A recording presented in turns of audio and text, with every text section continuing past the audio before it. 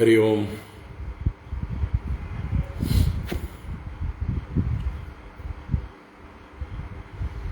ഹരി ഓം, ഹരി ഓം. എല്ലാവർക്കും നമസ്കാരം. എല്ലാവർക്കും ശുഭസായാഹ്നം, സുസ്വാഗതം. ഓം. ശുക്ലാംബരധരം വിഷ്ണും ശശിവർണം ചതുർഭുജം പ്രസന്നവദനം ധ്യായേത് സർവവിഘ്നോപശാന്തയേ. ഗുരവേ സർവലോകാനാം ഭിഷജേ ഭവരോഗിണാം നിധയേ സർവവിദ്യാനാം ദക്ഷിണാമൂർത്തയേ നമഃ. ജന്മാദ്യസ്യ യതോന്മയാദിതരതശ്ചാർത്ഥേഷ്വഭിജ്ഞസ്വരാട് തേനേ ബ്രഹ്മഹൃദായ ആദികവയേ മുഹ്യന്തി യത്സൂരയഃ. തേജോ വാരിമൃതാം യഥാ വിനിമയോ യത്ര ത്രിസർഗോ മൃഷാ ധാംനാ സ്വേന സദാ നിരസ്തകുഹകം സത്യം പരം ധീമഹി. ധർമ്മഃ പ്രോജ്ജിതകൈതവോത്ര പരമോ നിർമ്മത്സരാണാം സദാം വേദ്യം വാസ്തവമത്ര വസ്തു ശിവദം താപത്രയോന്മൂലനം. ശ്രീമദ്ഭാഗവതേ മഹാമുനികൃതേ കിം വാ പരൈരീശ്വരഃ സദ്യോ ഹൃദ്യവരുദ്യതേത്ര കൃതിഭിഃ ശുശ്രൂഷുഭിസ്തക്ഷണാത്. നിഗമകൽപതരോർഗളിതം ഫലം സുഖമുഖാദമൃതദ്രവസംയുതം പിബത ഭാഗവതം രസമാലയം മുഹുരഹോ രസികാ ഭുവി ഭാവുകാഃ.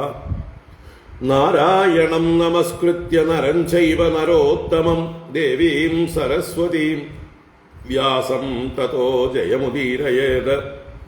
യം പ്രവ്രജന്തമനുപേതമപേതകൃത്യം ദ്വൈപായനോ വിരഹകാതര ആജുഹാവ. പുത്രേതി തന്മയതയാ തരവോഭിനേദുഃ തം സർവഭൂതഹൃദയം മുനിമാനതോസ്മി. യസ്വാനുഭാവമഖിലശ്രുതിസാരമേകം അധ്യാത്മദീപമതിതിദീർഷതാം തമോന്തം.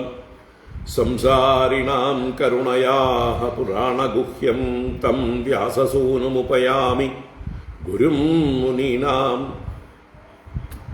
മൂകം കരോതി വാചാലം പങ്കും ലംഘയതേ ഗിരിം യത്കൃപാത്തമഹം വന്ദേ പരമാനന്ദമാധവം.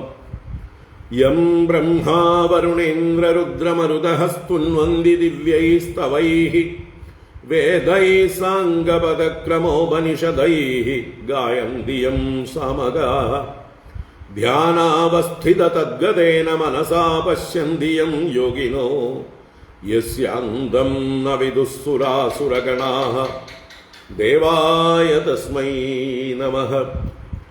കോമളം കൂജയൻ വേണും ശ്യാമളോയം കുമാരകഃ വേദവേദ്യം പരം ബ്രഹ്മ ഭാസതാം പുരതോ മമ.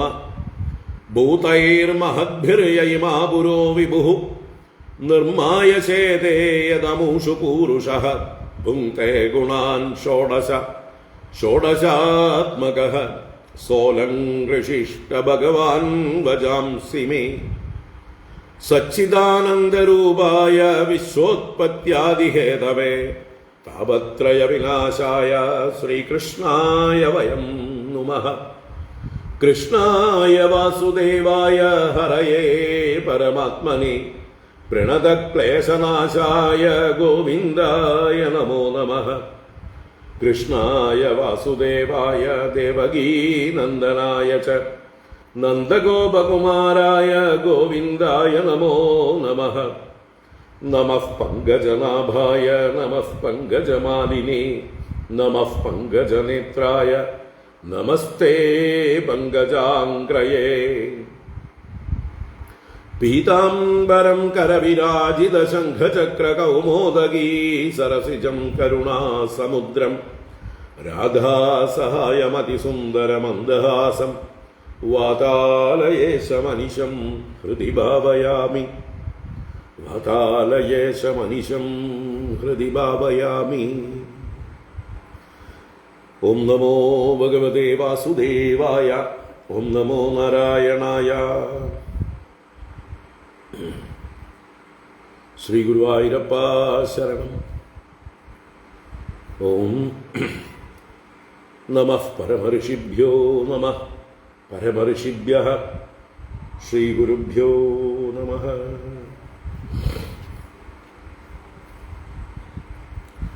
ഹരി ഓം. എല്ലാവർക്കും നമസ്കാരം. എല്ലാവർക്കും ശുഭസായാഹ്നം. ഭാഗവത ജ്ഞാനഗംഗയിലേക്ക് സുസ്വാഗതം.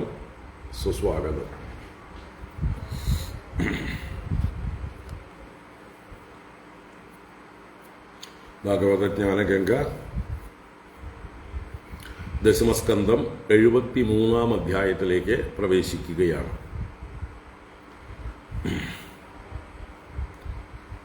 രാജസൂയ യാഗത്തിൻ്റെ പ്രാരംഭമായി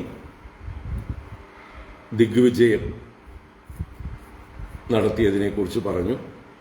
അതിനുശേഷം ജരാസന്ധനെ ജയിച്ചിരുന്നില്ല എന്ന് കണ്ട് ജരാസന്ധൻ്റെ മാഗധദേശത്തേക്ക് ഭഗവാനും ഭീമാർജുനന്മാരുമായി ബ്രാഹ്മണ വേഷത്തിൽ ചെല്ലുന്നതും ദ്വന്ദ്വയുദ്ധം ദാനമായി യാചിക്കുന്നതും ജരാസന്ധൻ അത് വാഗ്ദാനം ചെയ്യുന്നതും പിന്നീട് ജരാസന്ധനും ഭീമസേനനും തമ്മിലുള്ളതായിട്ടുള്ള ദ്വന്ദ്വയുദ്ധം, ഗദായുദ്ധം, പിന്നീട് ഗദയെല്ലാം പൊടിഞ്ഞ ശേഷം കൈത്തലങ്ങളെ കൊണ്ടും മുഷ്ടി കൊണ്ടുമെല്ലാമുള്ള പരസ്പരമുള്ളതായിട്ടുള്ള പ്രഹരങ്ങൾ, 27 ദിവസം നീണ്ടുനിന്ന യുദ്ധത്തിൽ ഭീമസേനൻ തളർന്ന് തനിക്ക് ജയിക്കാൻ കഴിയുന്നില്ല എന്നുള്ളത് മനസ്സിലാക്കി ഭഗവാനോട് പറയുന്നു. ഭഗവാൻ അതിന് ഉപായം പറഞ്ഞു കൊടുക്കുന്നു, എങ്ങനെയാണ് ജരാസന്ധനെ വധിക്കേണ്ടത് എന്ന്. അങ്ങനെ അതിന് മാതൃകയായിട്ട് ഒരു മരക്കമ്പ് പൊട്ടിച്ചെടുത്ത് അതിനെ 2ആയി നെടുകെ കീറി വിപരീത ദിശയിലേക്ക് അതിനെ നിക്ഷേപിച്ച് കാണിച്ചു കൊടുത്തു. ഇതുപോലെയാണ് ജരാസന്ധനെ വധിക്കേണ്ടത്. ജരാസന്ധൻ ജരയാൽ സന്ധി ചെയ്യപ്പെട്ടവനാണ്, അതിനെ അങ്ങനെ തന്നെ വേർപെടുത്തിയെടുക്കണം എന്നുള്ള മർമ്മം പറഞ്ഞു കൊടുത്തതും ഭീമസേനൻ ജരാസന്ധനെ 2 കാലിലും ചേർത്ത് പിടിച്ച് മലർത്തിയടിച്ചു. ഒരു കാലിൽ ചവിട്ടി നിന്ന് മറ്റേ കാലിനെ പിടിച്ച് ഒരു ആന ഒരു വൃക്ഷത്തിൻ്റെ ശാഖയെ ഉരിഞ്ഞെടുക്കും പോലെ ഉരിഞ്ഞങ്ങോട്ടെടുത്തു 2 കഷ്ണങ്ങളായിട്ട്. ഒരു ഭാഗത്ത് ഒരു കണ്ണ്, ഒരു ചെവി, ഒരു സ്തനം, അതുപോലെ തന്നെ ഒരു കയ്യ്, ഒരു ചന്തി, ഒരു വൃഷണം, ഒരു തുട, ഒരു പാദം എന്നിങ്ങനെ ഒരു ഭാഗത്തും മറ്റൊരു ഭാഗത്ത് അതിൻ്റെ ബാക്കിയും, ഇങ്ങനെ കൃത്യമായിട്ട് നെടുകെ തന്നെ ആ ജരാസന്ധനെ പിളർന്ന് വലിച്ചെറിഞ്ഞു. ഈ സമയത്ത് ഭഗവാനും അർജുനനും ഭീമസേനനെ ആലിംഗനം ചെയ്ത് പൂജിക്കുന്നതായിട്ടുള്ള രംഗം പറഞ്ഞുകൊണ്ടാണ് കഴിഞ്ഞ അധ്യായം അവസാനിപ്പിച്ചത്. കൂട്ടത്തിൽ ജരാസന്ധ പുത്രനായ സഹദേവനെ രാജാവാക്കി എന്നും മഗധദേശത്തിൻ്റെ രാജാവാക്കി രാജാക്കൻ അവിടെ കാരാഗൃഹത്തിൽ കിടന്ന 20,800 രാജാക്കന്മാരെ ഭഗവാൻ മോചിപ്പിക്കുകയും ചെയ്തു. മോചയാമാസ രാജന്യാൻ സമൃദ്ധ മാഗധേനയേ. മാഗധനാൽ ജരാസന്ധനാൽ യേ സമൃദ്ധാഹ, യാവരാണോ സംരോധിക്കപ്പെട്ടിരുന്നത്, തടഞ്ഞു വയ്ക്കപ്പെട്ടിരുന്നത്, ആ രാജന്യാൻ മോചയാമാസ, ആ രാജാക്കന്മാരെ മോചിപ്പിച്ചു എന്ന് ചുരുക്കി പറഞ്ഞു. അതിൻ്റെ തുടർച്ചയാണ് ഈ 73-ാം അധ്യായം. ഭഗവാൻ എങ്ങനെയാണ് ആ രാജാക്കന്മാരെ മോചിപ്പിച്ച് അവിടുന്ന് അയക്കുന്നത്, ആ രാജാക്കന്മാർ എങ്ങനെയാണ് ഭഗവാനോട് സമീപിക്കുന്നത്, ഭഗവാനെ സ്തുതിക്കുന്നത്, പ്രാർത്ഥിക്കുന്നത്, ഈ വക കാര്യങ്ങളൊക്കെ പറയുന്നു. അതിനുശേഷം അവർ ഭഗവാന്റെ നിർദ്ദേശപ്രകാരം സ്വന്തം രാജ്യങ്ങളിലേക്ക് മാനിതരായി മടങ്ങിപ്പോകുന്നതും, പിന്നീട് ഭഗവാനും ഭീമസേനനും അർജുനനും വിജയശ്രീ ലാളിതരായി ഇന്ദ്രപ്രസ്ഥത്തിലേക്ക് മടങ്ങുന്നതും, ഇന്ദ്രപ്രസ്ഥത്തിൽ വമ്പിച്ച സ്വീകരണം യുധിഷ്ഠിരന്റെ നേതൃത്വത്തിൽ ഈ 3 പേർക്കും വാദ്യഘോഷങ്ങളോടെ ഇവരെ സ്വാഗതം ചെയ്യുന്നതായിട്ടുള്ള രംഗവും വർണ്ണിച്ചുകൊണ്ടാണ് ഈ അധ്യായം ഉപസംഹരിക്കുന്നത്. നമുക്കത് വായിക്കാം, എന്നിട്ട് കാണാം. ഓം നമോ ഭഗവതേ വാസുദേവായ. അഥ ശ്രീമദ്ഭാഗവതേ ദശമസ്കന്ധേ ഉത്തരാർദ്ധേ ത്രിസപ്തതിതമോऽധ്യായഃ. ശ്രീശുക ഉവാച. അയുതേ ദ്വേ സദാന്യഷ്ടൗ ലീലയാ യുധി നിർജിതാഃ തേ നിർഗതാ ഗിരിദ്രോണ്യാം മലിനാ മലവാസസഃ. ക്ഷുക്ഷാമാ ശുഷ്കവദനാഃ സംരോധപരികർഷിതാഃ ദദൃശുസ്തേ ഘനശ്യാമം പീതകൗശേയവാസസം. ശ്രീവത്സാംഗം ചതുർബാഹും പദ്മഗർഭാരുണേക്ഷണം ചാരുപ്രസന്നവദനം സ്ഫുരന്മകരകുണ്ടലം പദ്മഹസ്തം ഗദാശങ്കരദാംഗൈരുപലക്ഷിതം കിരീടഹാരകടകകടിസൂത്രാംഗദാചിതം ഭ്രാജദ്വരമണിഗ്രീവം നിവീതം വനമാലയാ പിപന്ദൈവ ചക്ഷുർഭ്യാം ലിഹന്ദൈവ ജിഹ്വയാ ജിഗ്രന്ദൈവ നാസാഭ്യാം രംഭന്ദൈവ ബാഹുഭിഃ പ്രണേമുർഹതപാപ്മാനോ മൂർധഭിഃ പാദയോർഹരേഃ. കൃഷ്ണസന്ദർശനാഹ്ലാദധ്വസ്തസംരോദനക്ലമാഃ പ്രശശംസുർഹൃഷികേശം ഗീർഭിഃ പ്രാഞ്ജലയോ നൃപാഃ. രാജാന ഊജുഃ നമസ്തേ ദേവദേവേശ പ്രപന്നാർത്തിഹരാവ്യയ. പ്രപന്നാൻ പാഹി ന കൃഷ്ണ നിർവിണ്ണാൻ ഘോരസംസൃതേഃ. നൈനം നാദാന്വസൂയാമോ മാഗതം മധുസൂദന അനുഗ്രഹോ യദ്ഭവതോ രാജ്ഞാം രാജ്യച്യുതിർവിഭോ. രാജ്യൈശ്വര്യമതോന്നതോ ന ശ്രേയോ വിന്ദതേ നൃപഃ ത്വന്മായാമോഹിതോ അനിത്യാഃ മന്യതേ സമ്പദോ അചലാഃ. മൃഗതൃഷ്ണാം യഥാ ബാലാ മന്യന്തേ ഉദകാശയം ഏവം വൈകാരികീം മായാം അയുക്താ വസ്തു ചക്ഷതേ. വയം പുരാ ശ്രീമദനഷ്ടദൃഷ്ടയോ ജിഗീഷയാസ്യായിതരേതരസ്പൃതഃ ഗ്രന്ഥഃ പ്രജാ സ്വാ അതിനിഗൃണാ പ്രഭോ മൃത്യും പുരസ്ത്വാ വിഗണയ്യ ദുർമദാഃ. തയേവ കൃഷ്ണാദ്യഗഭീരരംഹസ ദുരന്തവീര്യേണ വിചാലിതാ ശ്രിയഃ കാലേന തന്വാ ഭവതോനുകമ്പയാ വിനഷ്ടദർപ്പാശ്ചരണൗ സ്മരാമതേ. അധോ ന രാജ്യം മൃഗതൃഷ്ണിരൂപിതം ദേഹേന ശശ്വത്പതദാരുജാംബുവാ ഉപാസിതവ്യം സ്പൃഹയാമഹേ വിഭോ ക്രിയാബലം പ്രേത്യ ച കർണരോചനം. തം വസ്സമാദിശോപായം യേന തേ ചരണാബ്ജയോഃ സ്മൃതിർയദാ ന വിരമേത് അപി സംസരതാം ഇഹ. കൃഷ്ണായ വാസുദേവായ ഹരയേ പരമാത്മനേ പ്രണതക്ലേശനാശായ ഗോവിന്ദായ നമോ നമഃ. കൃഷ്ണായ വാസുദേവായ ഹരയേ പരമാത്മനേ പ്രണതക്ലേശനാശായ ഗോവിന്ദായ നമോ നമഃ. ശ്രീശുക ഉവാച. സംസ്തൂയമാനോ ഭഗവാൻ രാജഭിർമുക്തബന്ധനൈഃ താനാഹ കരുണസ്താത ശരണ്യഃ ശ്ലക്ഷ്ണയാ ഗിരാ. ശ്രീഭഗവാനുവാച. അദ്യ പ്രഭൃതിവോ ഭൂപ മയ്യാത്മന്യഖിലേശ്വരേ സുദൃഢാ ജായതേ ഭക്തിഃ ബാഡം ആശംസിതം തഥാ. ദിഷ്ട്യാ വ്യവസിതം ഭൂപാഃ ഭവന്തഃ ഋതഭാഷിണഃ ശ്രിയൈശ്വര്യമതോന്നാഹം പശ്യ ഉന്മാദകം നൃണാം. ഹൈഹയോ നഹുഷോ വേനോ രാവണോ നരകോപരേ ശ്രീമദാദ്ഭ്രംശിതാസ്ഥാനാത് ദേവദൈത്യനരേശ്വരാः ഭവന്തയേതദ്വിജ്ഞായ ദേഹാദ്യുത്പാദ്യമന്ദവത് മാം യജന്തോ അധ്വരൈർയുക്താഃ പ്രജാധർമ്മേണ രക്ഷത സന്തന്വന്തഃ പ്രജാതന്തൂൻ സുഖം ദുഃഖം ഭവാഭവൗ പ്രാപ്തം പ്രാപ്തം ച സേവന്തോ മച്ഛിത്താ വിചരിഷ്യത ഉദാസീനാശ്ച ദേഹാദൗ ആത്മാരാമാകൃതവ്രതാഃ മയ്യാവേശ്യ മനഃ സമ്യക് മാം അന്തേ ബ്രഹ്മയാസ്യത.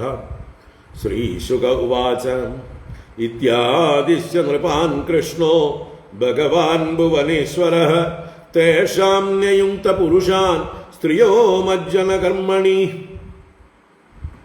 സപര്യാം കാരയാമാസ സഹദേവേന ഭാരത നരദേവോചിതൈർവസ്ത്രൈർഭൂഷണൈർസ്രഗ്വിലേപനൈഃ ഭോജയിത്വാ വരാന്യേന സുസ്നാതാൻ സമലങ്കൃതാൻ ഭോഗൈശ്ച വിവിധൈർയുക്താൻ താംബൂലാദ്യൈർനൃഭോജിതൈഃ തേ പൂജിതാ മുകുന്ദേന രാജാനോ മൃഷ്ടകുണ്ടലാഃ വിരേജുർമോചിതാ ക്ലേശാത് പ്രാവൃഡന്തേ യദാഗ്രഹാഃ രഥാൻ സദശ്വാനാരോപ്യ മണികാഞ്ചനഭൂഷിതാൻ പ്രീണയ്യ സൂനൃതൈർവാക്യൈഃ സ്വദേശാൻ പ്രത്യയാപയത് തയേവം മോചിതാ കൃച്ഛ്രാത് കൃഷ്ണേന സുമഹാത്മന യയുസ്തമേവ ധ്യായന്തഃ കൃതാനി ച ജഗൽപതേഃ ജഗതുഃ പ്രകൃതിഭ്യസ്തേ മഹാപുരുഷചേഷ്ടിതം യദാന്വശാസദ്ഭഗവാൻ തദാ ചക്രുരതന്ത്രിതാഃ ജരാസന്ധം ഘാതയിത്വാ ഭീമസേനേന കേശവഃ പാർത്താഭ്യാം സംയുതഃ പ്രായാത് സഹദേവേന പൂജിതഃ ഗത്വാ തേ ഗാണ്ഡവപ്രസ്ഥം ശംഖാൻ ദദ്മുർജിതാരയഃ ഹർഷയന്തഃ സ്വസുഹൃദോ ദുർഹൃതാം ചാസുഘാവഹാഃ തച്ഛ്രുത്വാ പ്രീതമനസഃ ഇന്ദ്രപ്രസ്ഥനിവാസിനഃ മേനിരേമാഗതം ശാന്തം രാജാ ചാപ്തമനോരഥഃ അഭിവന്ദ്യാദരാജാനം ഭീമാർജുനജനാർദ്ദനഃ സർവം ആശ്രാവയാഞ്ചക്രുഃ ആത്മനാ യദനുഷ്ഠിതം നിശമ്യ ധർമ്മരാജസ്തത്കേശവേനാനുകമ്പിതം ആനന്ദാശ്രുകലാം മുഞ്ചൻ പ്രേമ്ണാ നോവാച കിഞ്ചന. ഹരി ഓം. ഇത് ശ്രീമദ്ഭാഗവതേ മഹാപുരാണേ പാരമഹംസ്യാം സംഹിതായാം ദശമസ്കന്ധേ ഉത്തരാർദ്ധേ കൃഷ്ണാദി ആഗമനേ ത്രിസപ്തതിതമോऽധ്യായഃ. സർവത്ര ഗോവിന്ദനാമ സങ്കീർത്തനം. ഗോവിന്ദ ഗോവിന്ദ. നാരായണാഖില ഗുരോ ഭഗവൻ നമസ്തേ. നാരായണാഖില ഗുരോ ഭഗവൻ നമസ്തേ. നാരായണാഖില ഗുരോ ഭഗവൻ നമസ്തേ.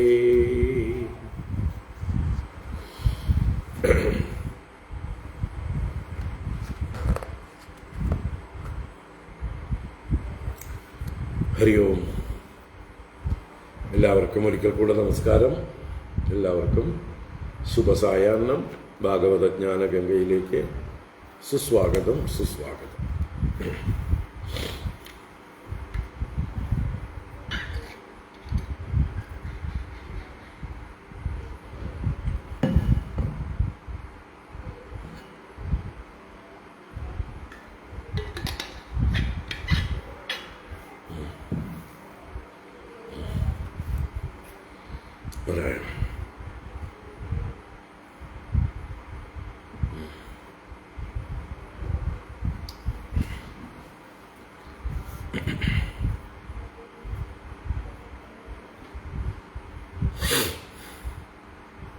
ഇപ്പൊ ജരാസന്ധവധം കഴിഞ്ഞു. ഭഗവാനും അർജുനനും ഭീമസേനനെ ആലിംഗനം ചെയ്ത് പ്രശംസിച്ചു. ജരാസന്ധപുത്രനായ സഹദേവനെ മഗധയുടെ രാജാവാക്കി. കാരാഗൃഹത്തിലുണ്ടായിരുന്ന 20,800 രാജാക്കന്മാരെ ഭഗവാൻ മോചിപ്പിച്ചു. ഇത്രയും ചുരുക്കി പറഞ്ഞുകൊണ്ടാണ് കഴിഞ്ഞ അധ്യായം അവസാനിച്ചത്. നമുക്ക് ഈ അധ്യായം ഓരോ ശ്ലോകമായിട്ട് കാണാം. ഓം നമോ ഭഗവതേ വാസുദേവായ. അഥ त्रिसप्ततितमोऽध्यायः।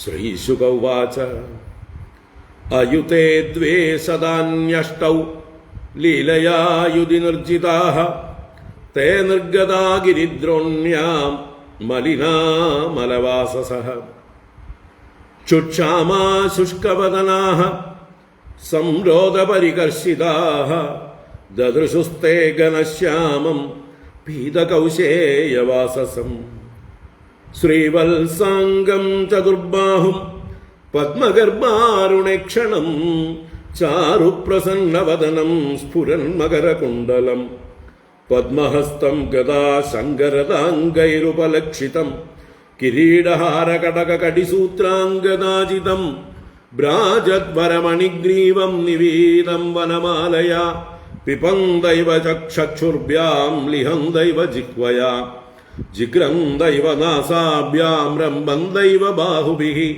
प्रणेमुर्हतपाप्मानो मूर्धभिः पादयोर्हरेः कृष्णसन्दर्शनाह्लादध्वस्तसंरोदनक्लमाः प्रशशंसुर्हृषिकेशं गीर्भिः प्राञ्जलयो नृपाः. ഇത്രയും 7 ശ്ലോകങ്ങൾ 20,800 രാജാക്കന്മാർ ഭഗവാനെ കണ്ടതും ഭഗവാനെ നമസ്കരിച്ചതും ഭഗവാനെ സ്തുതിക്കാൻ തുടങ്ങി എന്ന് പറയുന്നതുമായിട്ടുള്ള കാര്യങ്ങളാണ്. അപ്പൊ എന്തൊക്കെയാ പറഞ്ഞത്? ശ്രീശുക ഉവാച അയുതേ ദ്വേ ശതാനി അഷ്ടൗ ലീലയാ യുധി നിർജിതാഃ തേ നിർഗതാ ഗിരിദ്രോണ്യാം മലിനാ മലവാസസഃ ചുക്ഷാമാ ശുഷ്കവദനാഃ സംരോധപരികർഷിതാഃ ദദൃശുസ്തേ ഘനശ്യാമം പീതകൗശേയവാസസം. അയുതേ ദ്വേ, ദ്വേ അയുതേ. അയുതം എന്നാൽ 10,000, ദ്വേ അയുതേ എന്ന് പറഞ്ഞാൽ 2 അയുതങ്ങൾ എന്ന് പറഞ്ഞാലോ 20,000. പിന്നെ അഷ്ടൗ ശതാനി, ശതാനി അഷ്ടൗ, അഷ്ടൗ എന്ന് പറഞ്ഞാൽ 8, ശതാനി 100. അപ്പൊ 8 നൂറുകളും. അപ്പോൾ 2 10,000-ങ്ങളും 8 നൂറുകളും എന്ന് പറഞ്ഞാൽ എത്രയായി? 20,800. അത്രയും പേര് ലീലയാ യുധി നിർജിതാഹ. ജരാസന്ധൻ ഇവരെ യുദ്ധത്തിൽ ജയിച്ചതാണ്, ലീലയായിട്ട് ജയിച്ചതാണ്. കാരണം അത്രയും ശക്തനാണ് ആ ജരാസന്ധൻ എന്ന് പറയാം. എന്നിട്ട് അവരെ ഈ ഗിരിദ്രോണി എന്ന് പറയുന്ന ആ സ്ഥാനത്ത്, ദ്രോണി എന്ന് പറഞ്ഞാൽ ഒരു കുഴി, താഴ്വാരം എന്നൊക്കെ അർത്ഥമാണ്. അപ്പൊ ഗിരിദ്രോണി എന്ന് പറഞ്ഞാൽ പർവ്വതങ്ങളുടെ ഇടയിലുള്ള ഒരു സ്ഥാനം, പുറത്തേക്ക് അവരെ പോകാൻ അനുവദിക്കാതെ കാവൽക്കാരെയൊക്കെ നിർത്തിക്കൊണ്ട് ഒരു ബന്ധന സ്ഥാനം ഉണ്ടാക്കിയിട്ട് ഗിരിദ്രോണി എന്ന് പറയുന്ന ഒരു സ്ഥാനം നിർമ്മിച്ച് സംരോധ പരികർഷിതാഹ, അവര് അവിടെ സംരോധം കൊണ്ട്, സംരോധം ചെയ്യാന്ന് പറഞ്ഞാൽ ബന്ധനസ്ഥരാക്കുക, രോധിക്കപ്പെടുക എന്ന് പറഞ്ഞാൽ തടഞ്ഞു വെക്കപ്പെടുക, നിരോധിക്കപ്പെടൽ തന്നെയാണ്, നിരോധം തന്നെയാണ് സംരോധം. നീ എന്ന ഉപസർഗം ചേർക്കുമ്പോൾ നിരോധമായി, സം എന്ന ഉപസർഗം ചേർക്കുമ്പോൾ സംരോധമായി. അർത്ഥം രണ്ടും ഒന്ന് തന്നെയാണ്. അപ്പൊ നിരോധ പരികർഷിതാഹ, നിരോധിച്ചതുകൊണ്ട്, ബന്ധനസ്ഥരാക്കപ്പെട്ടതുകൊണ്ട്, പരികർഷിതാഹ നല്ലപോലെ ക്ലേശിച്ചവർ, ക്ഷീണം ബാധിച്ചവർ, മെലിഞ്ഞവർ, അല്ലെങ്കിൽ ക്ഷീണിതരായവർ എന്നൊക്കെ അർത്ഥം. അങ്ങനെയുള്ള അതികൃശ ശരീരന്മാരായി തീർന്നിരിക്കുന്നു. ശുഷ്കവദനാഹ ക്ഷുക്ഷാമാഹ, ശുഷ്കവദനന്മാരായിരിക്കുന്നു. അവരുടെ മുഖമെല്ലാം വാടിയിരിക്കുന്നു, ഉണങ്ങിയിരിക്കുന്നു, ഒട്ടിയിരിക്കുന്നു എന്നൊക്കെ പറയില്ലേ നമ്മള്. അനേക ദിവസങ്ങൾ ഭക്ഷണം കഴിക്കാതെ ക്ലേശം അനുഭവിച്ചു കൊണ്ടിരുന്നാൽ മുഖമെല്ലാം കറുക്കും, വാടും, മെലിഞ്ഞു പോകും, അതിലുള്ള പ്രസരിപ്പെല്ലാം പോകും. അങ്ങനെ ശുഷ്കവദനന്മാരും ക്ഷുക്ഷാമാഹ, ക്ഷുത്ത വിശപ്പാണ്, വിശപ്പ് കൊണ്ട് ക്ഷയിച്ചവരാണ്, ക്ഷീണിതരായവരാണ് ക്ഷുക്ഷാമാഹ. മാത്രമല്ല മലിനാഹ മലവാസസഹ, അവരുടെ ശരീരവും മലിനങ്ങളാണ്, ചളി പറ്റിയവരാണ്. എന്നുവെച്ചാൽ മര്യാദയ്ക്ക് കുളിക്കാനൊന്നും സൗകര്യങ്ങളില്ല, അനുവാദമില്ല. ബന്ധനസ്ഥരായിരിക്കുമ്പോൾ അവർക്ക് എന്ത് സ്വാതന്ത്ര്യം, ഇഷ്ടം പോലെ കുളിക്കാനൊക്കെ. അതുകൊണ്ട് ശരീരത്തിലും അഴുക്കുണ്ട്. മലവാസസഹ, അവരുടെ വാസസ്സുകൾ അഥവാ വസ്ത്രങ്ങളും മലം പുരണ്ടത് എന്ന് വെച്ചാൽ നിലത്ത് കിടക്കുകയായിരിക്കും. അപ്പൊ നിലത്തുള്ളതായിട്ടുള്ള മണ്ണും ചെളിയൊക്കെ വസ്ത്രത്തിലും ഉണ്ടാവും. അങ്ങനെ വളരെയധികം ക്ലേശിച്ചവർ എന്ന് പറയണത്. അവര് ഇങ്ങനെയൊന്നും ഇരിക്കേണ്ടവരല്ല, രാജാക്കന്മാരായിരുന്നവരാണ്. പട്ടുമെത്തയില് സുഖമായിട്ട് പള്ളിയറയില് ശയനം ചെയ്തിരുന്നവരാണ്. ഇന്നിപ്പോ ഈ ജരാസന്ധന്റെ ബന്ധനത്തിൽ ഇങ്ങനെ ക്ലേശിച്ചവരായിരിക്കുന്നു. മലവാസസഹ, മലിനമായ വസ്ത്രത്തോടു കൂടിയവരായിട്ടുള്ള തേ നിർഗതാഹ, അവരെല്ലാരും പുറത്തേക്ക് വന്നു. ആ പുറത്തേക്ക് വന്നപ്പോഴോ അവര് ദദൃശുഹു, ആരേ ദദൃശുഹു? കൃഷ്ണം ദദൃശുഹു എന്നർത്ഥം. കൃഷ്ണനെ കണ്ടു. എങ്ങനെയുള്ള രൂപത്തില്? പീതകൗശേയവാസസം ഘനശ്യാമം, ഘനശ്യാമനായിട്ടുള്ള മേഘം പോലെ കറുത്ത വർണ്ണത്തോടു കൂടിയ മേഘവർണ്ണനായിരിക്കുന്നവനും പീതകൗശേയവാസസം, മഞ്ഞ പട്ട് വസ്ത്രമാക്കി ധരിച്ചവൻ. കൗശേയം എന്നാൽ പട്ട്, കോശത്തിൽ നിന്ന് ഭവിച്ചത്. കോശം എന്ന് പറഞ്ഞാൽ പട്ടുനൂൽ പുഴു, കോശകൃത്ത്. അപ്പൊ ആ പട്ടുനൂലിൽ നിന്ന് ഉണ്ടാക്കിയിട്ടുള്ളതാണ് കൗശേയം. അതാണ് വാസസ്, വസ്ത്രം. അത് പീതവർണം. അപ്പൊ ഭഗവാനെ കണ്ടു. പീതാംബരധാരിയായിരിക്കുന്ന കൃഷ്ണനെ അവർ പുറത്തിറങ്ങിയതും കണ്ടു. കാരണം ഭഗവാനാണ് സഹദേവനെ കൊണ്ട് ആജ്ഞാപിച്ച് ഇവരെ അവരുടെ ആ ബന്ധന സ്ഥാനത്ത് നിന്ന് പുറത്തേക്ക് ഇറക്കാനായിട്ട് ആജ്ഞാപിച്ചുകൊണ്ട് അവിടെ കാവൽ നിൽക്കുന്നത്. അപ്പൊ ഇറങ്ങിയ ഉടനെ അവർ കണി കാണുന്നത് ആദ്യം ഭഗവാനെ തന്നെ എന്ന് പറയാ. തങ്ങളുടെ രക്ഷകനായ ആ ഭഗവാൻ പീതാംബരധാരിയായി മേഘശ്യാമനായി വന്ന് നിൽക്കുന്നു. ആ ഭഗവാനെ വീണ്ടും വർണ്ണിക്കുകയാണ് 4 ശ്ലോകങ്ങളെ കൊണ്ട്, അല്ലെങ്കിൽ 3 ശ്ലോകങ്ങളെ കൊണ്ട്. ശ്രീവത്സാംഗം ചതുർബാഹും പത്മഗർഭാരുണേക്ഷണം ചാരുപ്രസന്നവദനം സ്ഫുരന്മകരകുണ്ടലം പത്മഹസ്തം ഗദാശങ്കരദാംഗൈരുപലക്ഷിതം കിരീടഹാരകടകടിസൂത്രാംഗദാചിതം ഭ്രാജദ്വരമണിഗ്രീവം നിവീതം വനമാലയാ പിപന്ദൈവ ചക്ഷുർഭ്യാം ലിഹന്ദൈവ ജിഹ്വയാ ജിഗ്രന്ദൈവ നാസാഭ്യാം രംബന്ദൈവ ബാഹുഭിഃ പ്രണേമുർഹതപാപ്മാനോ മൂർധഭിപാദയോർഹരേ. അപ്പൊ അവര് ഭഗവാനെ കണ്ടു. എങ്ങനെയുള്ള ഭഗവാനെ വിശേഷിപ്പിക്കുകയാണ്? ശ്രീവത്സാംഗം ചതുർബാഹും പത്മഗർഭാരുണേക്ഷണം ചാരുപ്രസന്നവദനം സ്ഫുരന്മകരകുണ്ടലം പത്മഹസ്തം ഗദാശങ്കരദാംഗൈരുപലക്ഷിതം കിരീടഹാര കടക കടിസൂത്ര അംഗദാചിതം ഭ്രാജദ്വരമണിഗ്രീവം നിവീതം വനമാലയാ.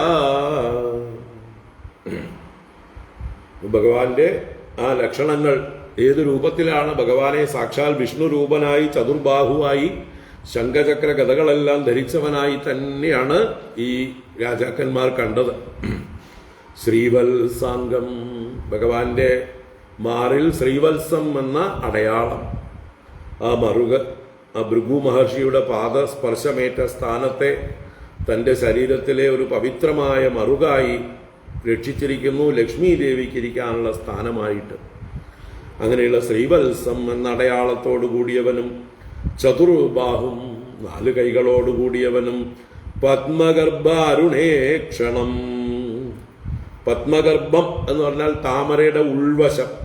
ആ ഉൾവശത്തില് എങ്ങനെ അരുണവർണ്ണം ഉണ്ടാകുമോ എന്ന് വെച്ചാൽ താമരയുടെ ഏറ്റവും ഉള്ളിലേക്ക് ചെല്ലുന്തോറും കൂടുതൽ ചുവപ്പായിരിക്കും. അപ്പൊ അതുപോലെ അരുണമായിരിക്കുന്ന ഈ ക്ഷണത്തോടു കൂടിയവൻ നല്ല ചന്താമര കണ്ണനെ കണ്ടു എന്നർത്ഥം. താമരയുടെ ഉൾഭാഗത്തുള്ള ചുവപ്പ് പോലെ ചുവന്ന കണ്ണോടുകൂടിയവനായ ഭഗവാനെ കണ്ടു. ചാരുപ്രസന്നവദനം, അതിമനോഹരമായി പ്രസാദിച്ചിരിക്കുന്ന, തങ്ങളെ നോക്കി അനുഗ്രഹവർഷം ചൊരിയുന്നതായിട്ടുള്ള ആ ഭഗവാന്റെ മുഖം, വദനം ചാരുപ്രസന്നവദനം. സ്ഫുരൻ മകരകുണ്ടലം, കാതുകളിൽ വെട്ടിത്തിളങ്ങുന്നതായിട്ടുള്ള ആ മകരകുണ്ടലങ്ങൾ കൊണ്ട് ശോഭിക്കുന്നവനായ കൃഷ്ണനെ കണ്ടു. പദ്മഹസ്തം, കയ്യിലൊരു താമര പിടിച്ചിട്ടുണ്ട്. ഗദ ശംഖ രഥ അംഗൈ ഉപലക്ഷിതം, ഗദ കയ്യിൽ കൗമോദകി എന്ന ഗദ ധരിച്ചിട്ടുണ്ട്. മറ്റൊരു കയ്യിൽ ശംഖം, പാഞ്ചജന്യം എന്ന ശംഖം ധരിച്ചിട്ടുണ്ട്. രഥാംഗം എന്ന് പറഞ്ഞാൽ രഥത്തിന്റെ അവയവം ചക്രം, ഇവിടെ സുദർശന ചക്രം എന്നർത്ഥം. അപ്പോൾ ഭഗവാന്റെ കയ്യിൽ ആ സുദർശന ചക്രവും ഉപലക്ഷിതം, അത് ചേർന്നിരിക്കുന്നു, അടയാളം അല്ലേ, ഭഗവാന്റെ പ്രത്യേക ചിഹ്നങ്ങളായി കാണപ്പെടുന്നു. മാത്രമല്ല ഭഗവാന്റെ ആഭരണങ്ങൾ എന്തൊക്കെയാണ്?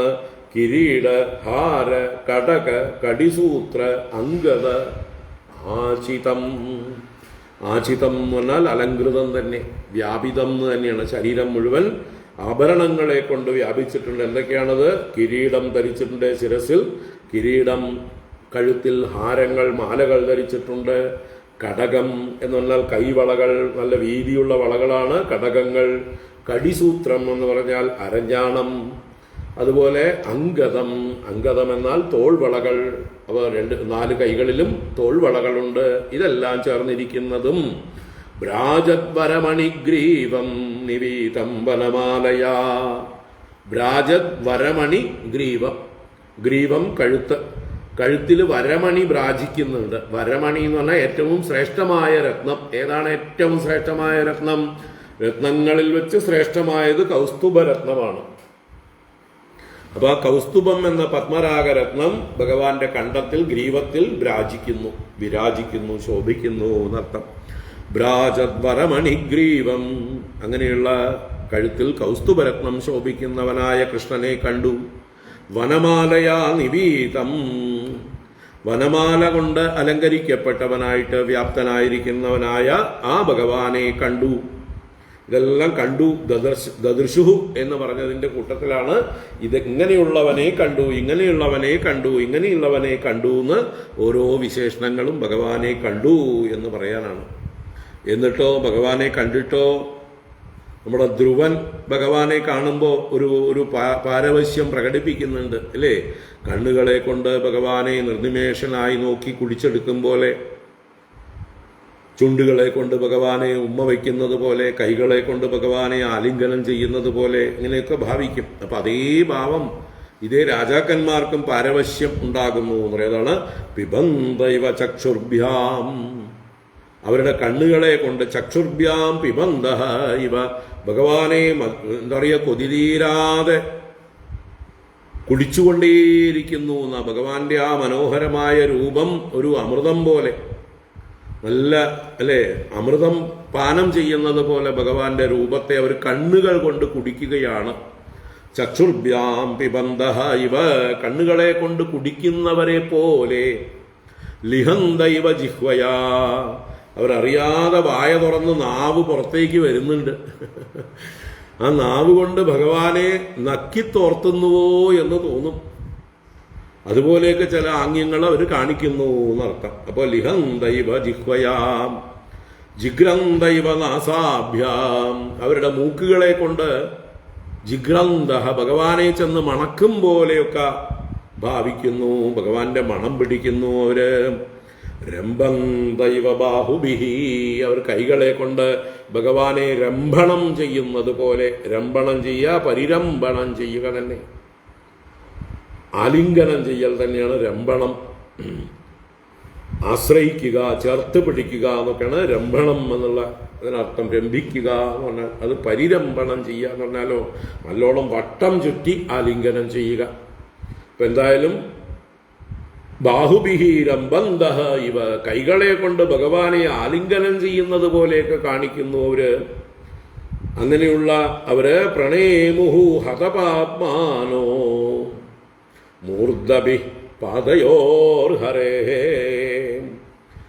ആ ഹതപാപ്മാനഹ, അവരുടെ പാപങ്ങളെല്ലാം ഹനിക്കപ്പെട്ടിരിക്കുന്നു. ഭഗവത് ദർശനത്തോടുകൂടെ സർവപാപങ്ങളും നശിച്ചവരായിട്ട് ആ ഹരേഹേ പാദയോഹോ മൂർധഭിഹി പ്രണേമുഹു, ഭഗവാൻ ഹരിയുടെ പാദങ്ങളിൽ ഇവരുടെ പാപങ്ങളെയെല്ലാം ഹരിച്ചെടുത്തവനാണ് ഹരി. ഭഗവാന്റെ ദർശനം കൊണ്ടും വാത്സല്യം കൊണ്ടും അനുഗ്രഹം കൊണ്ടും അവരുടെ പാപങ്ങളെയെല്ലാം അപഹരിച്ചു. അങ്ങനെയുള്ള ഹരിയുടെ പാദങ്ങളിൽ മൂർധാക്കളെ കൊണ്ട്, ശിരസ്സുകളെ കൊണ്ട് ആ പാപം നശിച്ചവരായ ആ രാജാക്കന്മാർ പ്രണേമുഹു, പ്രണമിച്ചു, ഭഗവാന്റെ പാദങ്ങളിൽ വീണ് നമസ്കരിച്ചു. എല്ലാവരും വരിവരിയായി അവരവര് നിന്നിടത്ത് നിന്ന് വീണ് നമസ്കരിച്ചു. ഓരോരുത്തർക്കും തോന്നിയിട്ടുണ്ടാവും ഭഗവാന്റെ പാദത്തിലാണ് തൻ്റെ ശിരസ് എന്ന്. കാരണം ഭഗവാൻ ആരാ? സഹസ്രാക്ഷ സഹസ്രപാദ്, എല്ലായിടത്തും പാദം വ്യാപിച്ചിരിക്കുന്നവനാണ്. അപ്പോൾ ഓരോരുത്തരും ഭഗവാന്റെ ശിരസിൽ വീഴും പോലെ വീണു. അപ്പോൾ അവരുടെ ആ പാരവശ്യത്തെയാണ് അവിടെ സൂചിപ്പിച്ചത്. ഓരോ ഇന്ദ്രിയങ്ങളെ കൊണ്ടും അവർ ഭഗവാനെ ആസ്വദിക്കുകയായിരുന്നു. കണ്ണുകൾ കൊണ്ട് ഭഗവാനെ കുടിക്കുന്നു, നാവ് കൊണ്ട് ഭഗവാനെ നക്കുന്നു, മൂക്കുകൊണ്ട് ഭഗവാനെ മണക്കുന്നു, കൈകളെ കൊണ്ട് ഭഗവാനെ ആലിംഗനം ചെയ്യുന്നു, ശിരസ്സുകൊണ്ട് ഭഗവാനെ പ്രണമിക്കുന്നു. കൃഷ്ണ സന്ദർശനാഹ്ലാദ്വസ്ത സംരോദനക്ലമാഹ പ്രശംസുർ ഋഷികേശം ഗീർഭിഃ പ്രാഞ്ജലയോ നൃപാഃ. അവര് എല്ലാ ക്ലമങ്ങളും ഉപേക്ഷിച്ചു. ക്ലമം എന്നാൽ വാട്ടം, ക്ഷീണം എന്നൊക്കെ അർത്ഥം. അപ്പൊ അവരുടെ എല്ലാ ക്ഷീണവും നശിച്ചു. എന്ത് ക്ഷീണം? സംരോധന ക്ലമങ്ങൾ. കൂട്ടിലടച്ച പോലെ, കാരാഗ്രഹത്തിൽ അടച്ച ആ സംരോധനം നിമിത്തമുണ്ടായിട്ടുള്ള ക്ഷീണം ധ്വംസിക്കപ്പെട്ടു. എന്തുകൊണ്ട്? കൃഷ്ണ സന്ദർശന ആഹ്ലാദം കൊണ്ട്. ഭഗവാനെ നന്നായി കണ്ടപ്പോഴുണ്ടായ ആഹ്ലാദാധിക്യം കൊണ്ട് അവരുടെ ആ ക്ലേശങ്ങളെല്ലാം ക്ഷയിച്ചു പോയി. ഇത്രയും കാലങ്ങളായിട്ട് കാരാഗ്രഹത്തിൽ കിടന്നതിൻ്റെ എന്തെല്ലാം ക്ഷീണമുണ്ടോ ആ സംരോധന ക്ലമങ്ങളെല്ലാം ധ്വസ്തമായവരായി അവര് സന്തോഷിക്കുകയാണ്. എന്നിട്ടോ പ്രശംസുർ ഋഷികേശം ഗീർഭിഃ പ്രാഞ്ജലയോ നൃപാഃ. ആ നൃപാഃ പ്രാഞ്ജലയഃ, കൈകൂപ്പിയവരായ രാജാക്കന്മാര് ഗീർഭിഃ ഋഷികേശം പ്രശംസുഹു, വാക്കുകളെ കൊണ്ട് ആ ഋഷികേശനെ പ്രശംസിക്കുകയാണ് എന്ന് പറയാം. ആ ശ്രീകൃഷ്ണൻ ഇന്ദ്രിയങ്ങളെയെല്ലാം ഈശിക്കുന്നവനായ, ഇന്ദ്രിയങ്ങളെയെല്ലാം ജയിച്ചവനും മറ്റുള്ളവരുടെ ഇന്ദ്രിയങ്ങളെയൊക്കെ ഈശിക്കുന്നവനുമായ ഋഷീകാണാം ഈശഃ ഋഷികേശഃ. ഋഷീകങ്ങൾ എന്നാൽ ഇന്ദ്രിയങ്ങൾ. അപ്പൊ നമ്മുടെയൊക്കെ ഇന്ദ്രിയങ്ങളെ ഈശിക്കുന്നവൻ തന്നെയാണ്. യോന്തഃ പ്രവിശ്യ മമ വാചമിമാം പ്രസുപ്താം സഞ്ജീവയത്യഖില ശക്തിധരസ്വധാംനാ അന്യാൻ ച ഹസ്തചരണശ്രവണത്വഗാദീൻ പ്രാണാൻ നമോ ഭഗവതേ പുരുഷായ തുഭ്യം. നമ്മുടെ ഓരോരുത്തരുടെയും ഉള്ളിലിരുന്നു കൊണ്ട് നമ്മുടെ ഇന്ദ്രിയങ്ങളെയെല്ലാം കാണാൻ അനുഗ്രഹിക്കുന്നവൻ. യച്ചക്ഷുഷാ ന പശ്യതി യേന ചക്ഷുഗുംഷി പശ്യതി. ഏതൊന്നുകൊണ്ടാണോ കണ്ണ് കാണുന്നത്, ഏതൊന്നിനെ കണ്ണുകൊണ്ട് കാണാൻ കഴിയില്ലയോ, ഏതൊന്നിനെ ശ്രോത്രേന്ദ്രിയങ്ങളെ കൊണ്ട് കേൾക്കാൻ പറ്റില്ലയോ, എന്നാൽ ഏതൊന്നാണോ ശ്രോത്രേന്ദ്രിയങ്ങളെ ശ്രവിപ്പിക്കുന്നത്, ഏതൊന്നാണോ മനസ്സുകൊണ്ട് മനിക്കാൻ കഴിയാത്തത്, ഏതൊന്നിന്റെ സാന്നിധ്യത്താലാണോ മനസ്സ് മനിക്കുന്നത്, ഏതൊന്നിന്റെ സാന്നിധ്യത്താലാണോ എല്ലാ ഇന്ദ്രിയങ്ങളും പ്രവർത്തിക്കുന്നത്, അങ്ങനെയുള്ള ആ ശക്തി തന്നെയാണ് ഋഷികേശൻ ഭഗവാൻ. ഇന്ദ്രിയങ്ങളെയെല്ലാം നിയന്ത്രിക്കുന്നവൻ ഗോവിന്ദൻ. അപ്പൊ അങ്ങനെയുള്ള ഋഷികേശനായ ശ്രീകൃഷ്ണനെ ഗീർഭിഃ പ്രശംസുഹു, നല്ല വാക്കുകളെ കൊണ്ട് പ്രശംസിച്ചു അഥവാ സ്തുതിച്ചു എന്നർത്ഥം. പ്രശംസ എന്ന് പറഞ്ഞാൽ സ്തുതി തന്നെ. അപ്പോ ആ ഭഗവാനെ, ആനന്ദസ്വരൂപനായ ഭഗവാനെ ഇവര് അവരുടെ വാക്കുകളെ കൊണ്ട് സ്തുതിക്കുകയാണ്. രാജാക്കന്മാരുടെ സ്തുതി 9 ശ്ലോകങ്ങൾ. രാജാന ഊജുഹു നമസ്തേ ദേവദേവേശ പ്രപന്നാർത്തിഹരാവ്യയ പ്രപന്നാൻ പാഹി നഃ കൃഷ്ണ നിർവിണ്ണാൻ ഘോരസംസ്കൃതേഹേ. രാജാന ഊജുഹു നമസ്തേ ദേവദേവേശ പ്രപന്നാർത്തിഹരാവ്യയ പ്രപന്നാൻ പാഹി ന കൃഷ്ണ നിർവിണ്ണാൻ ഘോരസംസ്കൃതേ.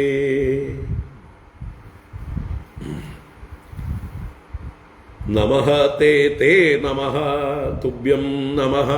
അങ്ങേക്ക് നമസ്കാരം ഭവിക്കട്ടെ. ആരാണ് അങ്ങ്? ഭഗവാനെ വിവിധ നാമങ്ങളെ കൊണ്ട് സംബോധന ചെയ്യുകയാണ്.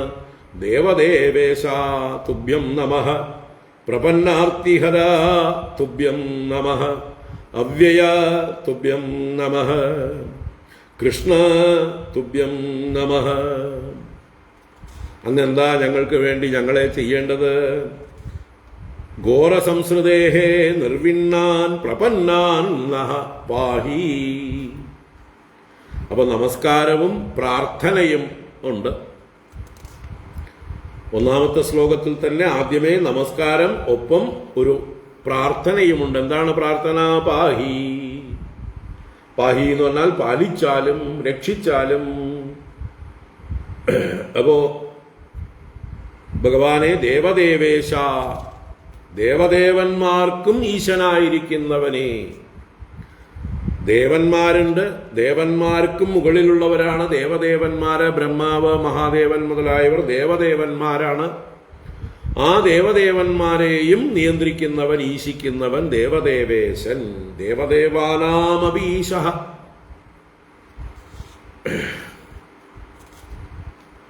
ഐശ്വര്യം ശങ്കരാദീശ്വര വിനിയമനം. അതാണ് ഇവിടെ ദേവദേവേശ എന്ന സംബോധനയിൽ സൂചിപ്പിക്കുന്നത്. ശങ്കരൻ, ബ്രഹ്മദേവൻ, ഇന്ദ്രാദി ദേവന്മാർ എല്ലാവരെയും നിയന്ത്രിക്കുന്നവനാണ്, ഈശനാണങ്ങ്. അങ്ങനെയുള്ള ഐശ്വര്യമുള്ളവനെ ദേവദേവേശ.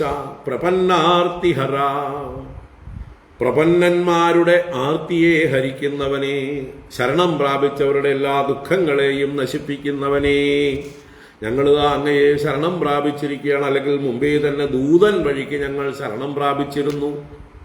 ഒരു ദൂതനെ അയച്ചതേ ഉള്ളൂ, അപ്പോഴേക്കും അങ്ങതാ എത്തിക്കഴിഞ്ഞു, ഞങ്ങളെ രക്ഷിച്ചു കഴിഞ്ഞിരിക്കുന്നു, ഞങ്ങളുടെ ദുഃഖം ഇല്ലാതെയാക്കിയിരിക്കുന്നു. അങ്ങയെപ്പോലെ ഇത്രയും കാരുണ്യമുള്ള പ്രപന്നന്മാരുടെ ആർത്തിയെ ഹരിക്കുന്നത് ആരാണുള്ളത്?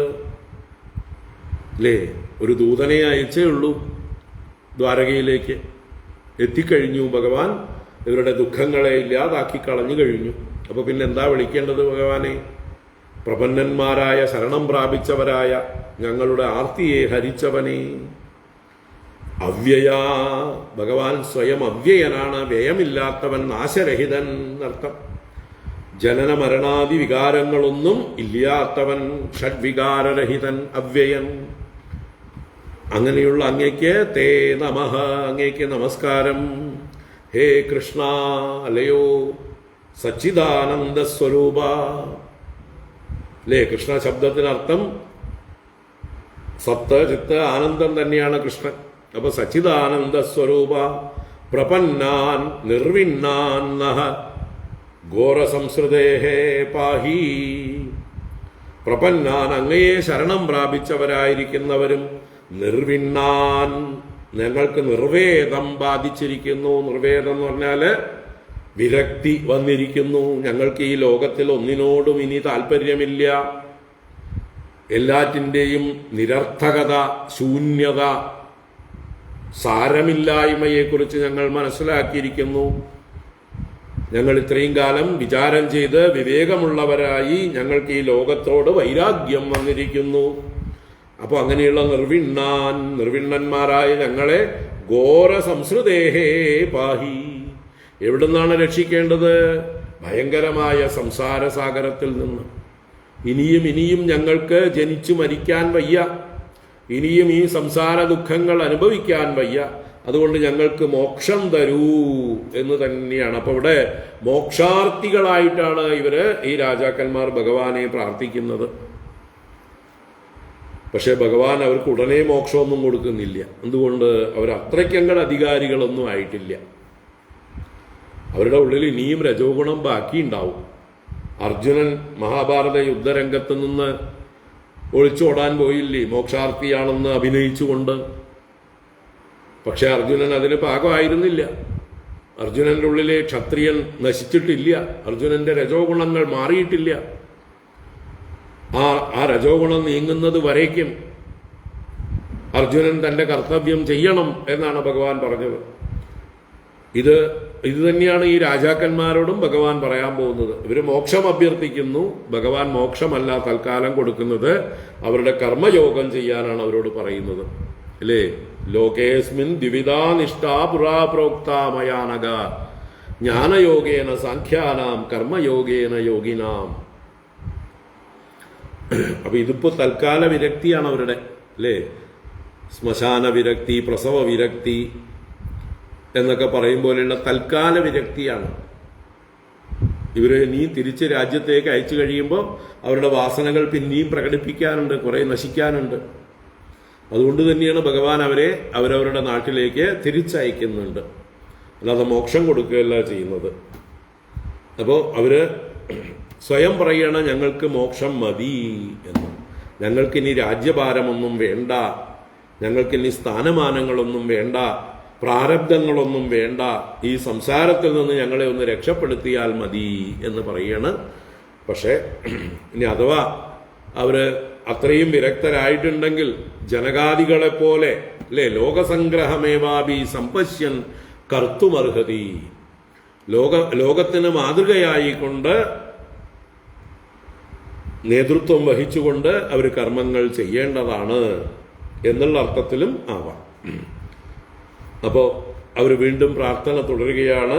നൈനം നാദാന്വസൂയാമോ മാഗധം മധുസൂദന അനുഗ്രഹോ യദ്ഭവതോ രാജ്ഞാം രാജ്യച്യുതിർ വിഭോ. നൈനം നാദാന്വസൂയാമോ മാഗധം മധുസൂദന അനുഗ്രഹോ യദ്ഭവതോ രാജ്ഞാം രാജ്യച്യുതിർ വിഭോ. അവർ പറയണു, ഞങ്ങൾക്ക് ഈ മാഗധനോട്, ജരാസന്ധനോട് യാതൊരു തരത്തിലുള്ള മത്സരവുമില്ല, അസൂയ വിരോധാദികളൊന്നുമില്ല. അതാണ് ഹേ മധുസൂദന നാഥ.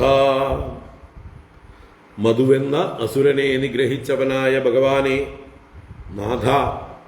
മധുസൂദനൻ എന്നാൽ അജ്ഞാനനാശകൻ, അഹങ്കാരനാശകൻ എന്നൊക്കെ അർത്ഥമാണ്.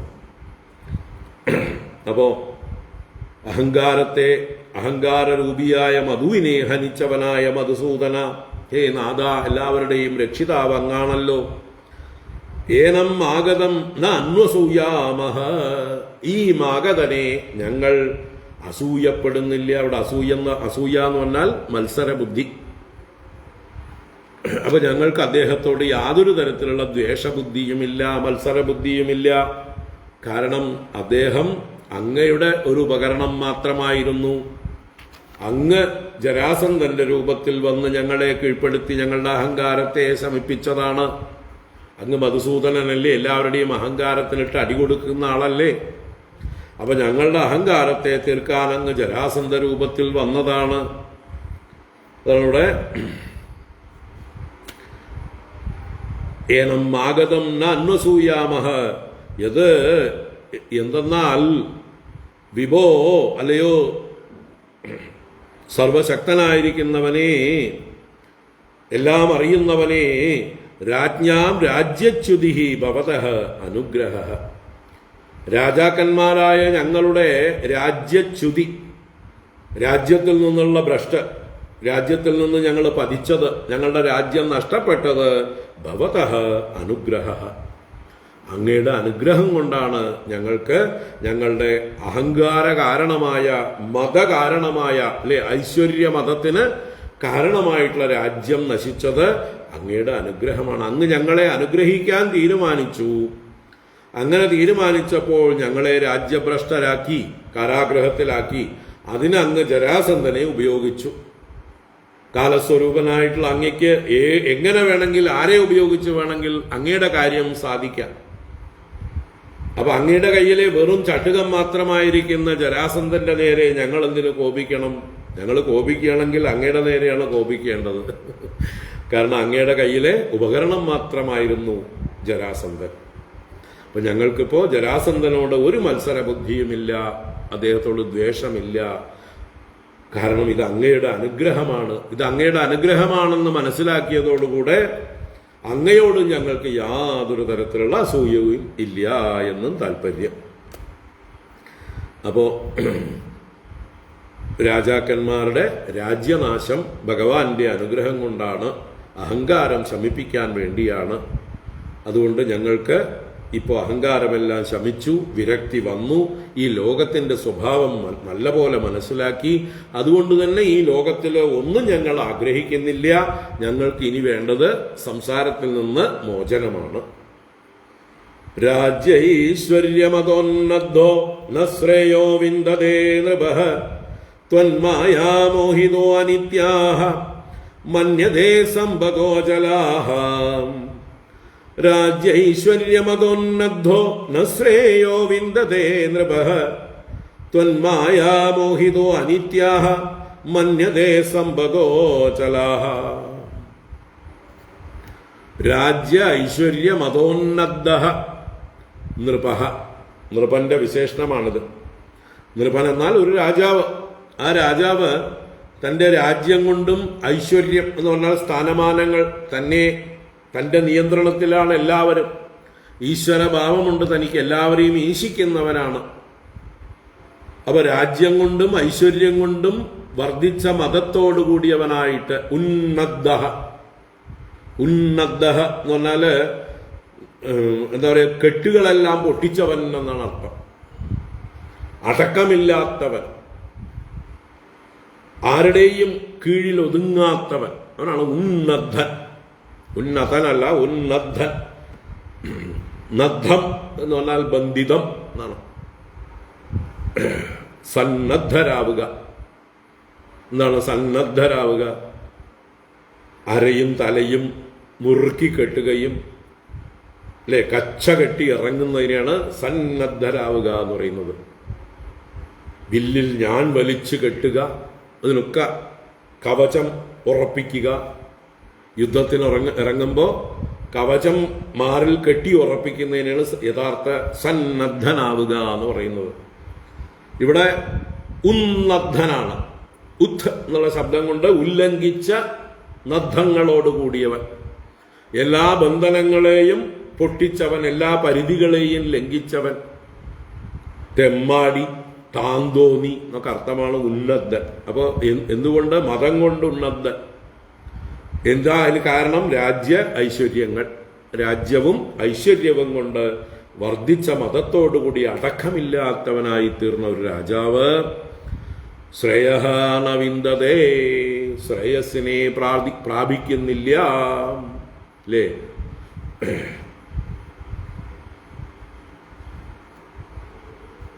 ഒരു ഒട്ടകത്തിനെ വേണമെങ്കിൽ സൂചിക്കുഴയിലൂടെ കടത്താം, പക്ഷെ ഒരു ധനികനെ വാതിലിലേക്ക് കടത്താൻ പറ്റില്ല. സ്വർഗവാതിൽ കടത്താൻ പറ്റില്ല എന്ന് ബൈബിൾ വചനമുണ്ട്. ഇത് തന്നെയാണ് താല്പര്യം. ധനികന്മാരായി കഴിഞ്ഞാൽ ഈ അഹങ്കാരം കൊണ്ട് സ്വർഗത്തിലേക്ക് പ്രാപിക്കാൻ അർഹരല്ലാതെയായിത്തീരുന്നു.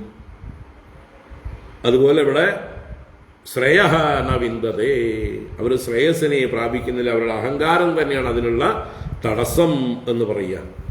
അങ്ങനെ ത്വന്മായാ മോഹിതഃ അനിത്യാഃ സമ്പദഃ അചലാഃ മന്യത്തെ.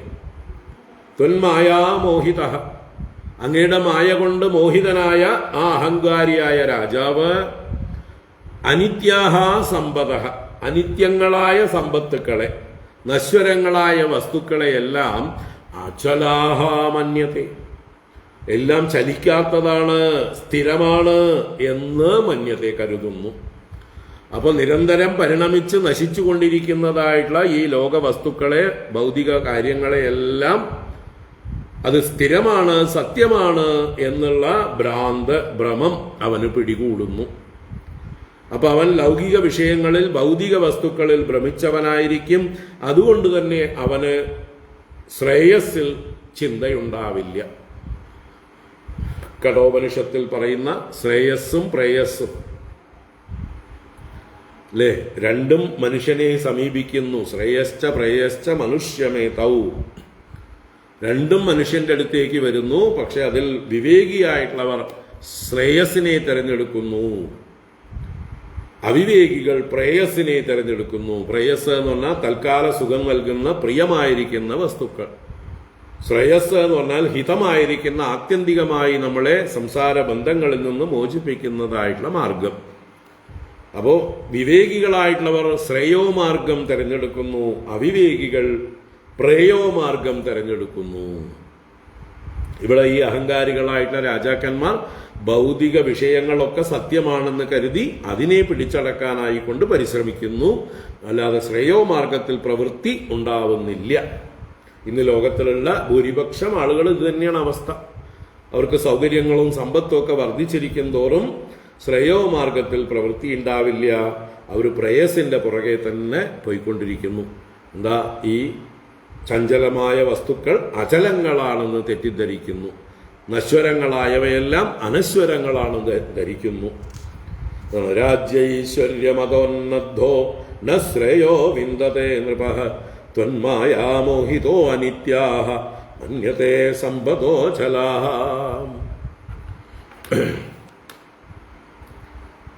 അപ്പോ ഈ ഐശ്വര്യങ്ങളെല്ലാം തന്നെ അവിവേകത്തെയും അഹങ്കാരത്തെയും വർദ്ധിപ്പിക്കുന്നു, ശ്രേയോമാർഗത്തിൽ തടസ്സമായിരിക്കുന്നു എന്ന് താല്പര്യം. മൃഗതൃഷ്ണാം യഥാ ബാല മന്യന്ത ഉദകാശയം ഏവം വൈകാരികീം മായാം അയുക്ത വസ്തു ചക്ഷതേ. മൃഗതൃഷ്ണാം യഥാ ബാലാഃ മന്യന്ത ഉദകാശയം ഏവം വൈകാരികീം മായാം അയുക്ത വസ്തു ചക്ഷതേ. എപ്രകാരമാണോ ബാലാഹ മൃഗതൃഷ്ണാം ഉദകാശയം മന്യന്തേ, യഥാ എപ്രകാരമാണോ ബാലാഹ അവിവേകിനഃ മൂഢാഹ അപക്വമതയഃ. അപ്പൊ ബാലന്മാർ മൃഗതൃഷ്ണ എന്ന് പറഞ്ഞാല് മാനുകൾക്കും മറ്റുമൊക്കെ ദാഹമുണ്ടാക്കുന്നത് വെള്ളമുണ്ട് എന്നുള്ള തോന്നൽ, മരുമരീചിക.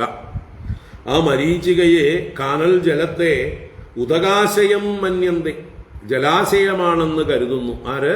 ചിന്തിക്കാൻ കഴിവില്ലാത്തവർ, ബാലന്മാർ, മൂഢന്മാർ.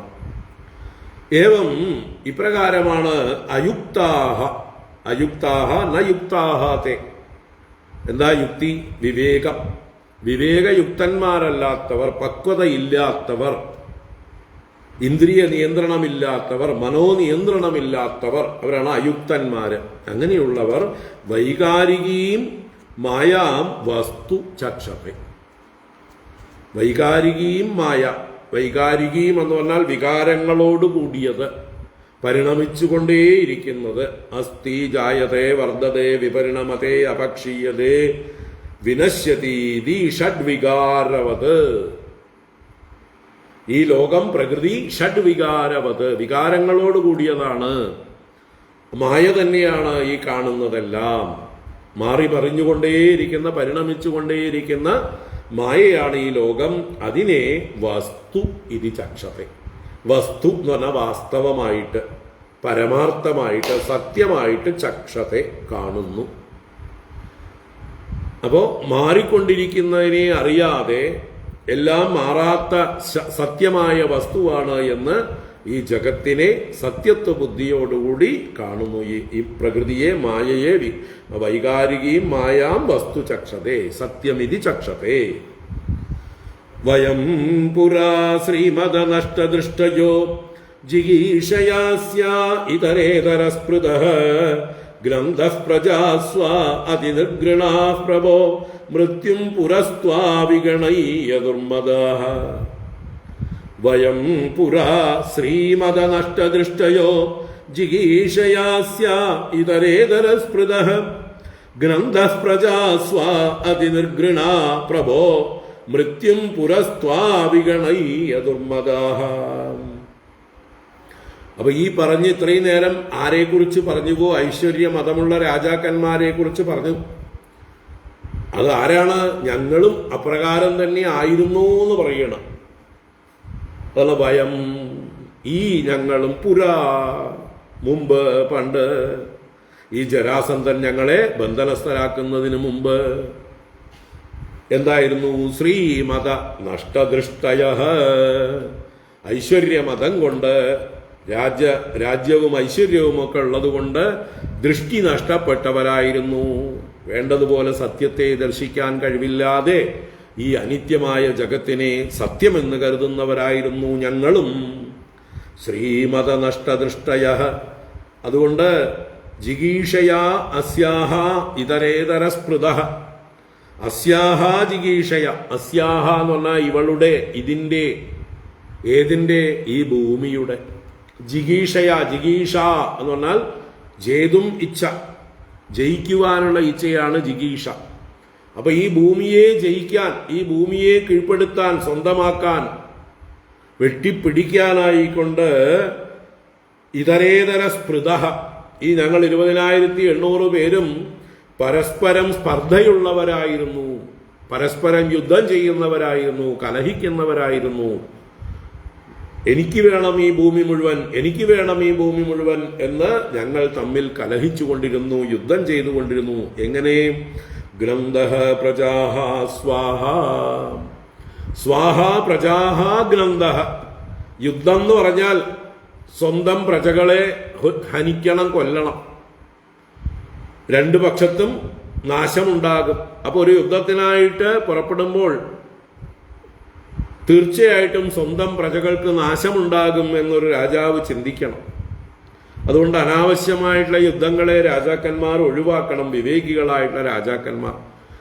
ദുഷ്ടന്മാരും അവിവേകികളുമായിട്ടുള്ള ക്രൂരന്മാരായിട്ടുള്ള ആളുകളാണ് സ്വന്തം പ്രജകൾ നശിച്ചാലും കുഴപ്പമില്ല, തൻ്റെ അധികാരം വ്യാപിപ്പിക്കണം എന്നുള്ള ചിന്ത. അതുകൊണ്ടാണ് ഗ്രന്ഥഃ പ്രജാഃ സ്വാഹ. ഞങ്ങളുടെ അധികാര ദുർമോഹം കൊണ്ട് ഞങ്ങളുടെ തന്നെ സ്വന്തം പ്രജകളെ, മക്കളെ പോലെ സംരക്ഷിക്കപ്പെടേണ്ടവരായ പ്രജകളെ കൊന്നൊടുക്കിക്കൊണ്ട്, അല്ലേ, അതിനിർഘൃണാഹ. നിർഘൃണാഹ എന്ന് പറഞ്ഞാലോ ദയയില്ലാത്തവർ, കാരുണ്യമില്ലാത്തവർ. അതിനിർഘൃണാഹ, അത്യന്തം കഠിന ഹൃദയന്മാരായി, ക്രൂരഹൃദയന്മാരായി, പ്രജകളോട്, ജനങ്ങളോട്, പ്രകൃതിയോട്, ജീവജാലങ്ങളോട് ഒന്നും ഒരു കരുണയുമില്ലാത്തവരായിട്ട്, അല്ലയോ പ്രഭോ, ഞങ്ങൾ പരസ്പരം കലഹിച്ചും വെട്ടിപ്പിടിച്ചും ഒരുപാട് പേരെ കൊന്നൊടുക്കിയും മത്സരിക്കുകയായിരുന്നു മോഹിതരായിട്ട്. മൃത്യും പുരഃ ത്വാ അവിഗണയ്യ ദുർമദാഹ. അല്ലയോ സർവശക്തനായ ഭഗവാനെ, സ്വാമി, എന്താ ഞങ്ങളുടെ മുമ്പിൽ പുരഃ, മൃത്യും ത്വാ അവിഗണയ്യ, മൃത്യുവായി നിൽക്കുന്ന അങ്ങയെ അവഗണിച്ചുകൊണ്ട്, കാലസ്വരൂപനായി ഞങ്ങളെ എപ്പ വേണമെങ്കിൽ തട്ടിക്കളയുന്ന ആളാണ് അങ്ങ്. പക്ഷെ ഞങ്ങൾ വിചാരിക്കുന്നത് എന്താണ്? ഞങ്ങളൊക്കെ നിത്യന്മാരാണ്, ഈ ശരീരം എന്നും ഉണ്ടാകും, ഞാൻ തന്നെയായിരിക്കും എല്ലാ കാലത്തും ഈ ഭൂമിയുടെ സർവാധിപത്യം വഹിക്കുന്ന സാർവഭൗമ ചക്രവർത്തി, എനിക്ക് നാശമില്ല, എനിക്ക് മരണമില്ല, ഇങ്ങനെ തെറ്റിദ്ധരിച്ച്. അതാണ് മുമ്പിൽ നിൽക്കുന്ന പുരഃ മൃത്യും ത്വാ, മുമ്പിൽ മൃത്യുസ്വരൂപനായിരിക്കുന്ന, കാലസ്വരൂപനായിരിക്കുന്ന അങ്ങയെ അവിഗണയ്യ, അങ്ങയെക്കുറിച്ച് ചിന്തിക്കാതെ അവഗണിച്ചുകൊണ്ട്, ദുർമദാഹ, ദുഷിച്ച മതത്തോടുകൂടി, അഹങ്കാരത്തോടു കൂടിയവരായിട്ട് എല്ലാം മറന്ന് ഞങ്ങൾ പരസ്പരം കലഹിക്കുകയും ആളുകളെ കൊന്നൊടുക്കുകയും ചെയ്യുന്ന ദുഷ്ടന്മാരായിരുന്നു, കരുണാഹീനന്മാരായിരുന്നു, കഠിന ഹൃദയന്മാരായിരുന്നു, ക്രൂരന്മാരായിരുന്നു. അതിന് കാരണം എന്താ? ശ്രീമത നഷ്ടദൃഷ്ടയ. ഐശ്വര്യമതം കൊണ്ട് ദൃഷ്ടി നഷ്ടപ്പെട്ടവർ, പൊട്ടക്കണ്ണന്മാരായി തീർന്നവർ എന്നർത്ഥം. ഇതിനു മുമ്പുള്ള ചരിത്രത്തെ ഒന്നും ഞങ്ങൾ ഓർത്തില്ല. എത്ര രാജാക്കന്മാർ ഈ ഭൂമിയെ വെട്ടിപ്പിടിക്കാനായിട്ട് ശ്രമിച്ചിട്ടുണ്ട്. ആരെങ്കിലും ജയിച്ചിട്ടുണ്ടോ മുഴുവനായിട്ട്? ആരെങ്കിലും ബാക്കിയുണ്ടോ? ഇപ്പോ ഒന്ന് ചിന്തിച്ചാൽ മതിയായിരുന്നു. ആർക്കും ഈ ഭൂമിയെ എന്നേക്കുമായി പിടിച്ചടക്കാൻ സാധ്യമല്ല. എന്നേക്കും രാജാവായി ഈ ഭൂമിയിൽ ആർക്കും വാഴാൻ കഴിയുകയില്ല. വെട്ടിപ്പിടിച്ചവരൊക്കെ മണ്ണിന്റെ അടിയിലായി. അവർ വിചാരിച്ചു ഞങ്ങൾ വെട്ടിപ്പിടിച്ചു എന്ന്. ഭൂമിദേവി അവരെ നോക്കി ചിരിക്കുന്നു എന്ന് ദ്വാദശ സ്കന്ധത്തിൽ പറയും. എത്രയെത്ര രാജാക്കന്മാർ ഈ ഭൂമിയെ പിടിച്ചടക്കാൻ ശ്രമിച്ച് ഞങ്ങളാണ് ഇതിന്റെ മുഴുവൻ അധിപന്മാരെന്ന് ഭ്രമിച്ചു. അപ്പോഴെല്ലാം ഭൂമിദേവി ചിരിച്ചു. എന്ത് ചിരിച്ചു? നിന്നെപ്പോലെ എത്ര എണ്ണത്തിനെ കണ്ടിരിക്കുന്നു, എത്ര തലമുറകൾ ഇവിടെ നിന്നെപ്പോലെ വിഡ്ഢിവേഷം കെട്ടിയിരിക്കുന്നു. ഇപ്പൊ അടുത്ത വിഡ്ഢി നീയാണ്. ഇനിയും നിന്നെ പോലെയുള്ള വിഡ്ഢികൾ ഈ ലോകത്തുണ്ടായിക്കൊണ്ടേയിരിക്കും. ഇന്ന് ഭൂമിദേവി അങ്ങനെയുള്ള രാജാക്കന്മാരെ നോക്കി ചിരിക്കുന്നു, പരിഹസിക്കുന്നു എന്നാണ്. അപ്പോൾ ഇവിടെ ഇതരേതര സ്പർദ്ധ ചെയ്തുകൊണ്ട്, എല്ലാവരെയും ഉപദ്രവിച്ചുകൊണ്ട്, ഹിംസിച്ചുകൊണ്ട് അഹങ്കാരികളായ ഞങ്ങൾ അങ്ങയെ അവഗണിച്ചു, ദുർമതന്മാരായിട്ട്. തയേവ കൃഷ്ണാദ്യ ഗഭീരരംഭസ ദുരന്തവീര്യേണ വിചാലിതാ ശ്രിയഃ കാലേന തന്വാ ഭവതോനുകമ്പയ വിനഷ്ടദർപ്പാഃ ചരണൗ സ്മരാമതേ. തയേവ കൃഷ്ണാദ്യ ഗഭീരരംഭസ ദുരന്തവീര്യേണ വിചാലിതാ ശ്രിയഃ കാലേന തന്വാ ഭവതോനുകമ്പയ വിനഷ്ടദർപ്പാശ്ചരണൗ സ്മരാമതേ. ഹേ കൃഷ്ണ, അല്ലയോ കൃഷ്ണ സച്ചിദാനന്ദ സ്വരൂപ, അദ്യ ഇതാ ഇപ്പോൾ ഗഭീരരംഭസ ദുരന്തവീര്യേണ ഭവതഃ തന്വാ കാലേന. കാലേന എന്നുള്ളതിന്റെ വിശേഷണങ്ങളാണ് ഈ പറയുന്നത്. ഗഭീരരംഭസ, ഗഭീരരംഭസ കാലേന. രംഭസ് എന്ന് പറഞ്ഞാൽ വേഗം, ശക്തി എന്നൊക്കെ അർത്ഥം. ഗഭീരം എന്ന് പറഞ്ഞാലോ അളക്കാനാവാത്തത്, ഗംഭീരം തന്നെ, അഗാധം തന്നെ. അഗാധ ഗംഭീരമായ വേഗത്തോടു കൂടിയവൻ, തടുക്കാൻ കഴിയാത്ത വേഗത്തോടു കൂടിയതും, ദുരന്തവീര്യേണ ആർക്കും അടക്കാൻ കഴിയാത്തതായിട്ടുള്ള പരാക്രമത്തോടു കൂടിയതുമായിരിക്കുന്ന കാലേന. ആ കാലം എന്താണ്? ഭവതഃ തന്വാ കാലേന. അങ്ങയുടെ തനു തന്നെയാണ് കാലം. അങ്ങയുടെ തനുവായ കാലത്താൽ, തനു എന്ന് പറഞ്ഞാലോ മാനിഫെസ്റ്റേഷൻ, മൂർത്തി, ഭഗവാന്റെ മൂർത്തി തന്നെയാണ് കാലം. ഭഗവാൻ കാലരൂപത്തിൽ മാനിഫെസ്റ്റ് ചെയ്തിരിക്കുന്നു. ഭഗവാൻ മറ്റേ അർജുനന് വിരാട് രൂപം കാണിച്ചു കൊടുത്തുകൊണ്ട് അങ്ങ് ആരാണ് എന്ന് ചോദിച്ച് പേടിച്ച് പറയ്ക്കുന്ന അർജുനനോട് പറഞ്ഞു കൊടുക്കുന്നുണ്ട്, കാലോസ്മി ലോകക്ഷയകൃത് പ്രവൃദ്ധ. ഞാൻ പ്രവൃദ്ധനായ കാലനാണ്, കാലമാണ്. ലോകക്ഷയകൃത്, ഈ ലോകങ്ങളെ മുഴുവൻ നശിപ്പിക്കുന്ന, ക്ഷയിപ്പിക്കുന്ന ശക്തനായ കാലമാണ്. ഈ ലോകങ്ങളെയെല്ലാം സംഹരിക്കുവാനായിക്കൊണ്ട് രൂപമെടുത്തിരിക്കുന്നവനാണ്. അപ്പൊ ഭഗവാന്റെ മൂർത്തിയാണ് കാലം, ഭഗവാന്റെ ഒരു മാനിഫെസ്റ്റേഷനാണ് കാലം. അങ്ങനെയുള്ള ദുരന്തവീര്യേണ ഭവതഃ തന്വാ കാലേന, അങ്ങയുടെ തനു തന്നെയായ, അങ്ങയുടെ മൂർത്തി തന്നെയായ കാലത്താൽ ശ്രിയഃ വിചാലിതാഃ, ശ്രീയിൽ നിന്ന്, ഐശ്വര്യത്തിൽ നിന്ന് വിചാലിതാഃ, ചലിപ്പിക്കപ്പെട്ടവരായി, ഭ്രഷ്ടരാക്കപ്പെട്ട്, സ്ഥാനമാനങ്ങളെല്ലാം നഷ്ടപ്പെട്ട്, ധനമെല്ലാം നഷ്ടപ്പെട്ട്, ബന്ധുബലമെല്ലാം നഷ്ടപ്പെട്ട്, ഐശ്വര്യമെല്ലാം നഷ്ടപ്പെട്ടവരായിട്ട്, ശ്രിയഃ വിചാലിതാഃ വിനഷ്ടദർപ്പാഃ. അപ്പോ എല്ലാം നഷ്ടപ്പെട്ടു കഴിയുമ്പോഴോ എന്തൊക്കെയാണോ കൂടെ ഉണ്ടായിരുന്നപ്പോ ദർപ്പം വർദ്ധിച്ചിരുന്നത് അതെല്ലാം കാലസ്വരൂപനായ ഭഗവാൻ തട്ടിത്തെറിപ്പിച്ചപ്പോൾ, ഒന്നുമില്ലാതെ ആയപ്പോൾ ദർപ്പമെല്ലാം പോയി. അങ്ങനെ വിനഷ്ടദർപ്പാഹ, ദർപ്പം പോയവരായിട്ട്, നശിച്ച ദർപ്പത്തോടു കൂടിയവരായിട്ട്, തേയേവ വയം, ആ ഞങ്ങൾ തന്നെ. അപ്പൊ മുമ്പ് അഹങ്കാരികളായ ഞങ്ങൾ കാലസ്വരൂപനായ അങ്ങയാൽ എല്ലാം നശിപ്പിക്കപ്പെട്ടപ്പോൾ, ഞങ്ങളുടെ ഐശ്വര്യ കാരണമായിട്ടുള്ള എല്ലാം നശിപ്പിക്കപ്പെട്ടപ്പോൾ, ഇപ്പൊ അതേ ഞങ്ങൾ അനുകമ്പയാ തേ ചരണൗ സ്മരാമ. അനുകമ്പ, അങ്ങയുടെ അനുകമ്പ, അങ്ങയുടെ കാരുണ്യം കൊണ്ട്, അങ്ങയുടെ കൃപഹേതുവായിട്ട്, തേ ചരണൗ സ്മരാമ, ഇപ്പൊ അങ്ങയുടെ പാദപത്മങ്ങളെ സ്മരിക്കുന്നു. അപ്പൊ അങ്ങയുടെ പാദപത്മങ്ങളെ സ്മരിക്കണമെങ്കിലും അങ്ങയുടെ കൃപ വേണം. അല്ലെങ്കിൽ ഞങ്ങൾക്ക് അങ്ങയോട് ദ്വേഷമുണ്ടാകാമായിരുന്നു. അല്ലേ? ഭഗവാൻ എല്ലാം തട്ടിത്തെറിപ്പിച്ചു. ചില ആളുകൾക്ക് അങ്ങനെയാണല്ലോ. ദിവസേന ക്ഷേത്രങ്ങളിൽ പോവും, വഴിപാടുകൾ ചെയ്യും, അല്ലെങ്കിൽ സഹസ്രനാമം ചൊല്ലും, ഇങ്ങനെ പലതും ചെയ്യും. പക്ഷെ അവരുടെ ജീവിതത്തിൽ വലിയ കഷ്ടങ്ങൾ ഉണ്ടാകുമ്പോൾ, വലിയ നഷ്ടങ്ങൾ ഉണ്ടാകുമ്പോൾ, പ്രിയപ്പെട്ടവരുടെ മരണമുണ്ടാകുമ്പോൾ ഒക്കെ അവർ ഈശ്വരന്റെ നേരെ തിരിയും. അങ്ങനെ എത്രയോ പേരെ നമുക്കറിയാം. കാരണം അവർക്ക് ഈശ്വരൻ ആരാണെന്നും ഈശ്വരന്റെ നിയമങ്ങൾ എന്തൊക്കെയാണെന്നും ഒരു ചുക്കും അറിയില്ല. അപ്പോ എന്താ പറയുക, ഭഗവത്ഗീതയും വിഷ്ണു സഹസ്രനാമൊക്കെ കൂട്ടിയിട്ടിട്ട് കത്തിക്കും. വീട്ടിൽ വിളക്ക് വെക്കില്ല. പിന്നെ അതിനുശേഷം പൂജാമുറിയൊക്കെ വേണമെങ്കിൽ പൂട്ടി വേറെന്തെങ്കിലും ഒക്കെ ആക്കി മാറ്റും. ക്ഷേത്രത്തിന്റെ വഴിക്ക് തിരിഞ്ഞു നോക്കില്ല. നാമജപമൊന്നും ചെയ്യുകയില്ല. അങ്ങനെയായി മാറും. അപ്പോ ഇങ്ങനെയുള്ള കഷ്ടങ്ങൾ വരുമ്പോൾ ഭഗവാനെ ചിന്തിക്കാൻ കഴിയണമെങ്കിൽ അതിന് ഭഗവാന്റെ കൃപ വേണം. ഭഗവാന്റെ കൃപയില്ലാതെ ഭഗവാനെ ഭജിക്കാനാവില്ല.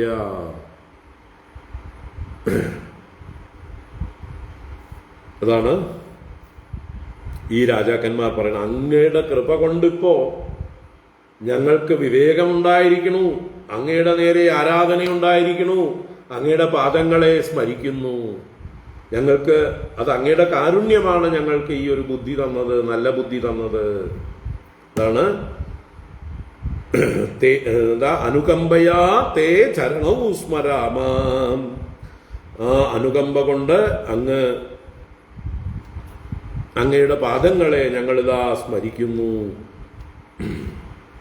ഇനി അങ്ങ് ഞങ്ങളുടെ രാജ്യത്തെയും മറ്റുമൊക്കെ തട്ടിക്കളഞ്ഞതും അങ്ങയുടെ അനുകമ്പ കൊണ്ട് തന്നെയാണ്.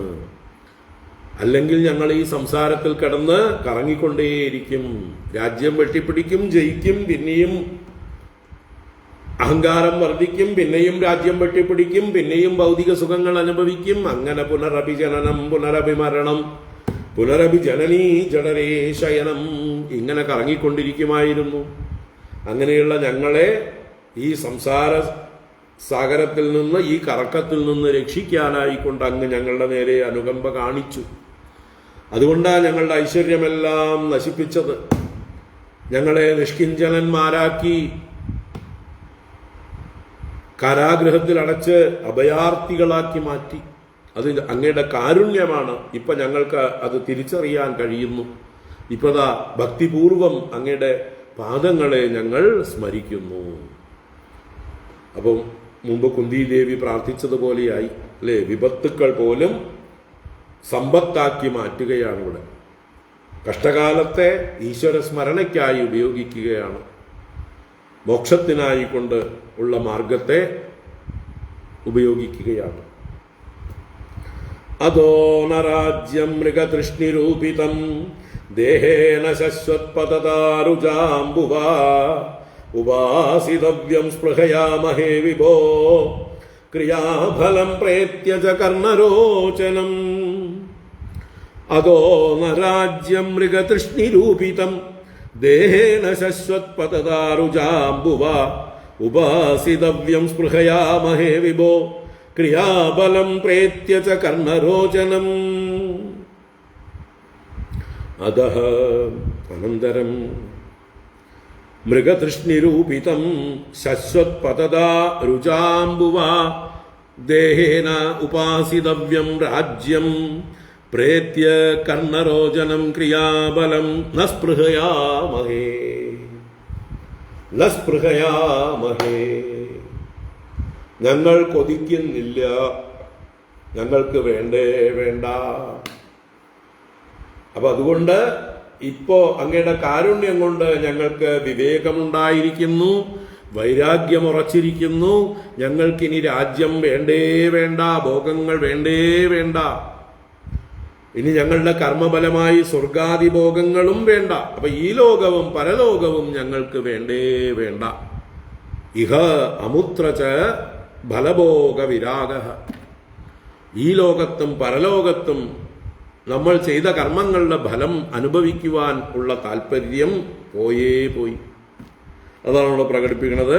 മൃഗതൃഷ്ണിരൂപിതം ശശ്വത്പതതാ രുചാംബുവാ ദേഹേന. ഈ ദേഹത്തെ വിശേഷിപ്പിക്കുകയാണ്. ഇത് മൃഗതൃഷ്ണിരൂപിതം.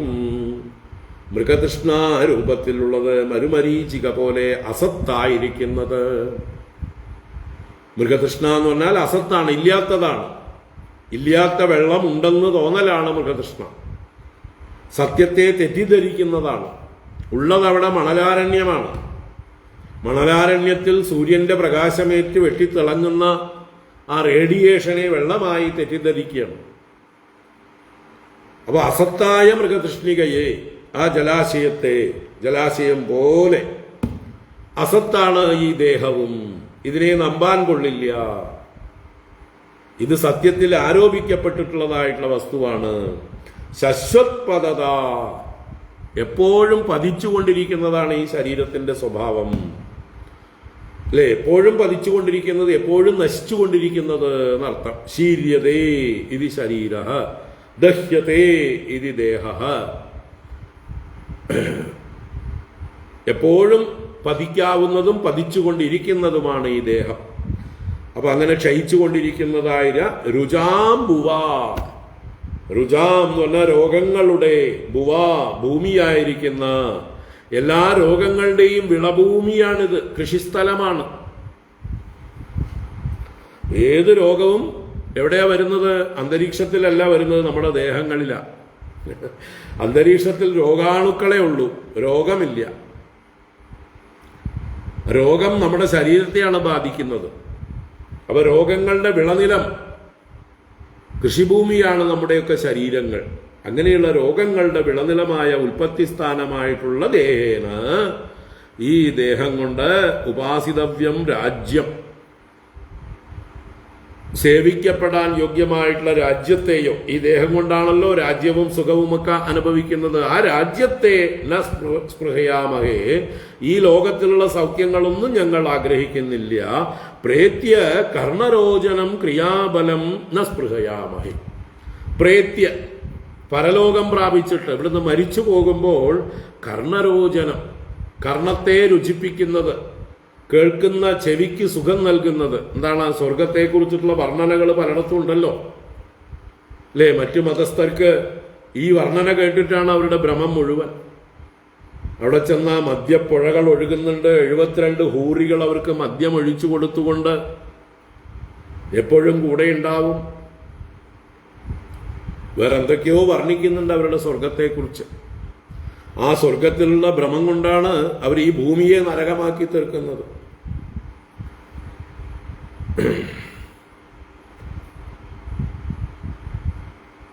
അവിടെ പോയിട്ട് വന്നവരാരും പറഞ്ഞിട്ടില്ല ഞങ്ങൾ കണ്ടു, ഞങ്ങൾ അനുഭവിച്ചു, ഇതിവിടെ ഉള്ളതാണ് എന്നാരും പറഞ്ഞിട്ടില്ല. അങ്ങനെ ഒരു വിശ്വാസം.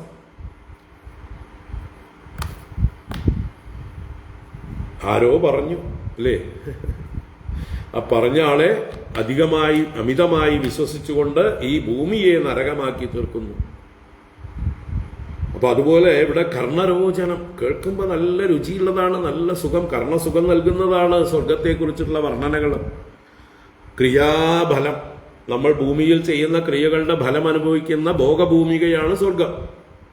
അപ്പൊ അങ്ങനെയുള്ള ക്രിയാഫലത്തെ അഥവാ സ്വർഗത്തെക്കുറിച്ചും നസ്പൃഹയാമഹേ, ഞങ്ങൾ താല്പര്യപ്പെടുന്നില്ല, ആഗ്രഹിക്കുന്നില്ല, ഞങ്ങൾക്ക് സ്പൃഹയില്ല, കൊതിയില്ല. വി ഡോണ്ട് വാണ്ട്, ഞങ്ങൾക്കൊന്നും വേണ്ട. ഭൗതികമായിട്ടുള്ള ഈ ലോകത്തിലുള്ള സുഖങ്ങളോ പരലോകത്തിലുള്ള സുഖങ്ങളോ സ്വർഗസുഖങ്ങളോ ഒന്നും ആഗ്രഹിക്കുന്നില്ല. തം ന സമാധിശോപായം യേന തേ ചരണാബ്ജയോഃ സ്മൃതിര്യതാ ന വിരമേത് അഭിസംസരതാമിഹ. തം ന സമാധിശോപായം യേന തേ ചരണാബ്ജയോഃ സ്മൃതിര്യതാ ന വിരമേത് അഭിസംസരതാമിഹ. ഇഹ സംസരതാമപി നഹ. ഈ ഭൂമിയിൽ ഇപ്പൊ സംസരിച്ചുകൊണ്ടിരിക്കുന്ന, സംസാര ദുഃഖങ്ങൾ അനുഭവിച്ചുകൊണ്ടിരിക്കുന്ന, കറങ്ങിക്കൊണ്ടിരിക്കുന്ന, വലഞ്ഞിരിക്കുന്ന ഞങ്ങൾക്ക് നഹ ഏന തേ ചരണാബ്ജയോഹോ സ്മൃതി യഥാ ന വിരമേത്.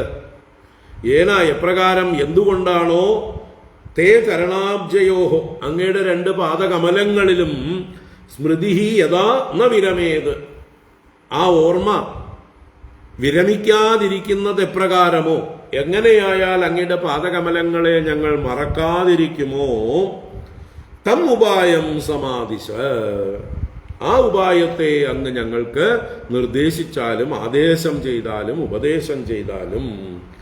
അപ്പൊ ഭഗവാന്റെ പാദകമലങ്ങളെ വിസ്മരിക്കാതിരിക്കാനുള്ള ഉപായമാണ് പറഞ്ഞു തരേണ്ടത്, ഉപദേശിക്കേണ്ടത് എന്ന് ഭഗവാനോട് പ്രാർത്ഥിക്കണം. അപ്പോൾ ഞങ്ങൾക്ക് സ്വർഗാദികളിലൊന്നും താല്പര്യമില്ല, ഞങ്ങൾക്ക് സംസാര ദുഃഖങ്ങളിൽ നിന്നുള്ള മോചനമാണ് വേണ്ടത്.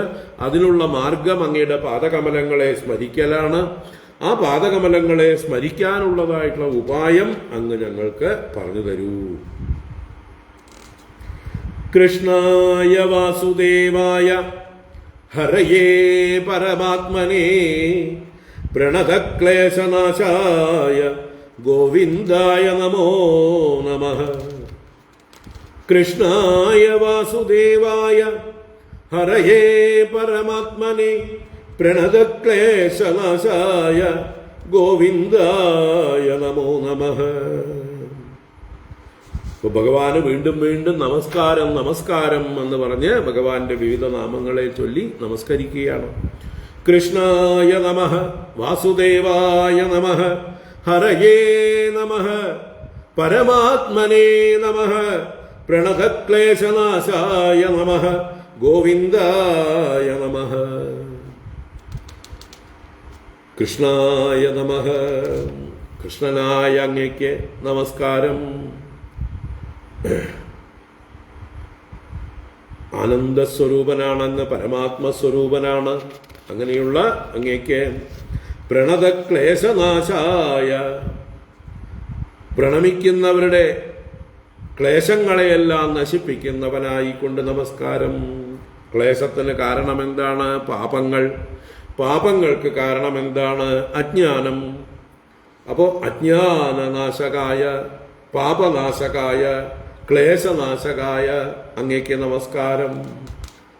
നമസ്കരിക്കുന്നവരുടെ പാപങ്ങളെയും പാപകാരണമായ അജ്ഞാനത്തെയും വാസനകളെയും എല്ലാം നശിപ്പിക്കുന്നവനായ പരമാത്മനെ, പരമാത്മാവായിട്ടുള്ള ഭഗവാനെ, ഗോവിന്ദായ, ഗോവിന്ദനായിക്കൊണ്ട് നമോ നമഃ.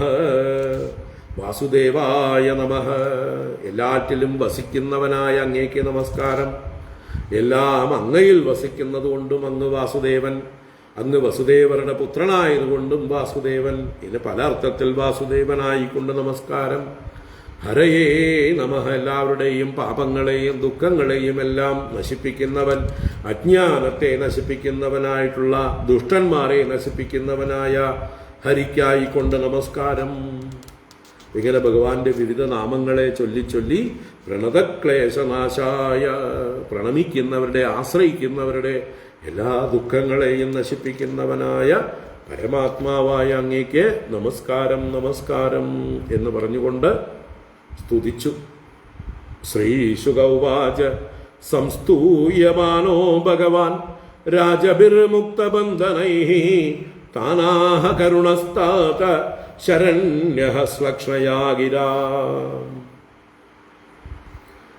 ശ്രീശുക ഉവാച സംസ്തൂയമാനോ ഭഗവാൻ രാജഭിർമുക്തബന്ധനൈഃ താനാഹ കരുണസ്താത ശരണ്യഃ ശ്ലക്ഷ്ണയാ ഗിരാ. ഇപ്പോ മുക്തബന്ധനൈഃ രാജഭിഃ സംസ്തൂയമാനഃ, ബന്ധനമുക്തരായി കഴിഞ്ഞ സ്വതന്ത്രരായിരിക്കുന്ന രാജാക്കന്മാരാൽ നല്ലപോലെ സ്തുതിക്കപ്പെടുന്നവനായിട്ടുള്ള കരുണഃ, കരുണാമൂർത്തിയായ ശരണ്യഃ, ശരണം പ്രാപിക്കാൻ യോഗ്യനായിരിക്കുന്ന ഭഗവാൻ, ആ ഐശ്വര്യ സമൃദ്ധനായിരിക്കുന്ന ഭഗവാൻ ശ്ലക്ഷ്ണയാ ഗിരാ താൻ ആഹ. ശ്ലക്ഷ്ണയാ ഗിരാ, മൃദുവായ വാക്കുകളെ കൊണ്ട്, സ്നേഹപൂർവമായ വാക്കുകളെ കൊണ്ട് താൻ അവരോട് ആഹ, അവരോട് പറഞ്ഞു എന്നാണ്. പിന്നെയുള്ളത് ഭഗവാന്റെ ഉപദേശമാണ്. അവരുടെ പ്രാർത്ഥന, അവരുടെ സ്തുതി അവരോട് അവതരിപ്പിച്ചു. അത് കേട്ട് സന്തുഷ്ടനായിട്ടുള്ള ഭഗവാൻ ആ രാജാക്കന്മാരോട് പറയുന്ന മറുപടിയാണ്, അവർക്ക് കൊടുക്കുന്ന ഉപദേശമാണ് അടുത്ത 6 ശ്ലോകങ്ങൾ 18 മുതൽ 23 വരെയുള്ളതായിട്ടുള്ള ശ്ലോകങ്ങൾ. അതിനുശേഷം ആ കഥ തുടരുകയാണ്. നമുക്ക് നാളെ വൈകുന്നേരം നോക്കാം. നാളെ പകല് ഇല്ല, രാവിലെ വരെ ഒരു യാത്രയുണ്ട്. നാളെ വൈകിട്ട് നോക്കാം. ഹരി. എല്ലാവർക്കും നമസ്കാരം. ഓം കായേന വാചാ മനസേന്ദ്രിയൈർവാ ബുദ്ധ്യാത്മനാ വാ പ്രകൃതേ സ്വഭാവാത് കരോമി യദ്യത് സകലം പരസ്മൈ നാരായണായേതി സമർപ്പയാമി. ഓം ശാന്തി ശാന്തി ശാന്തി. ഹരി ഓം.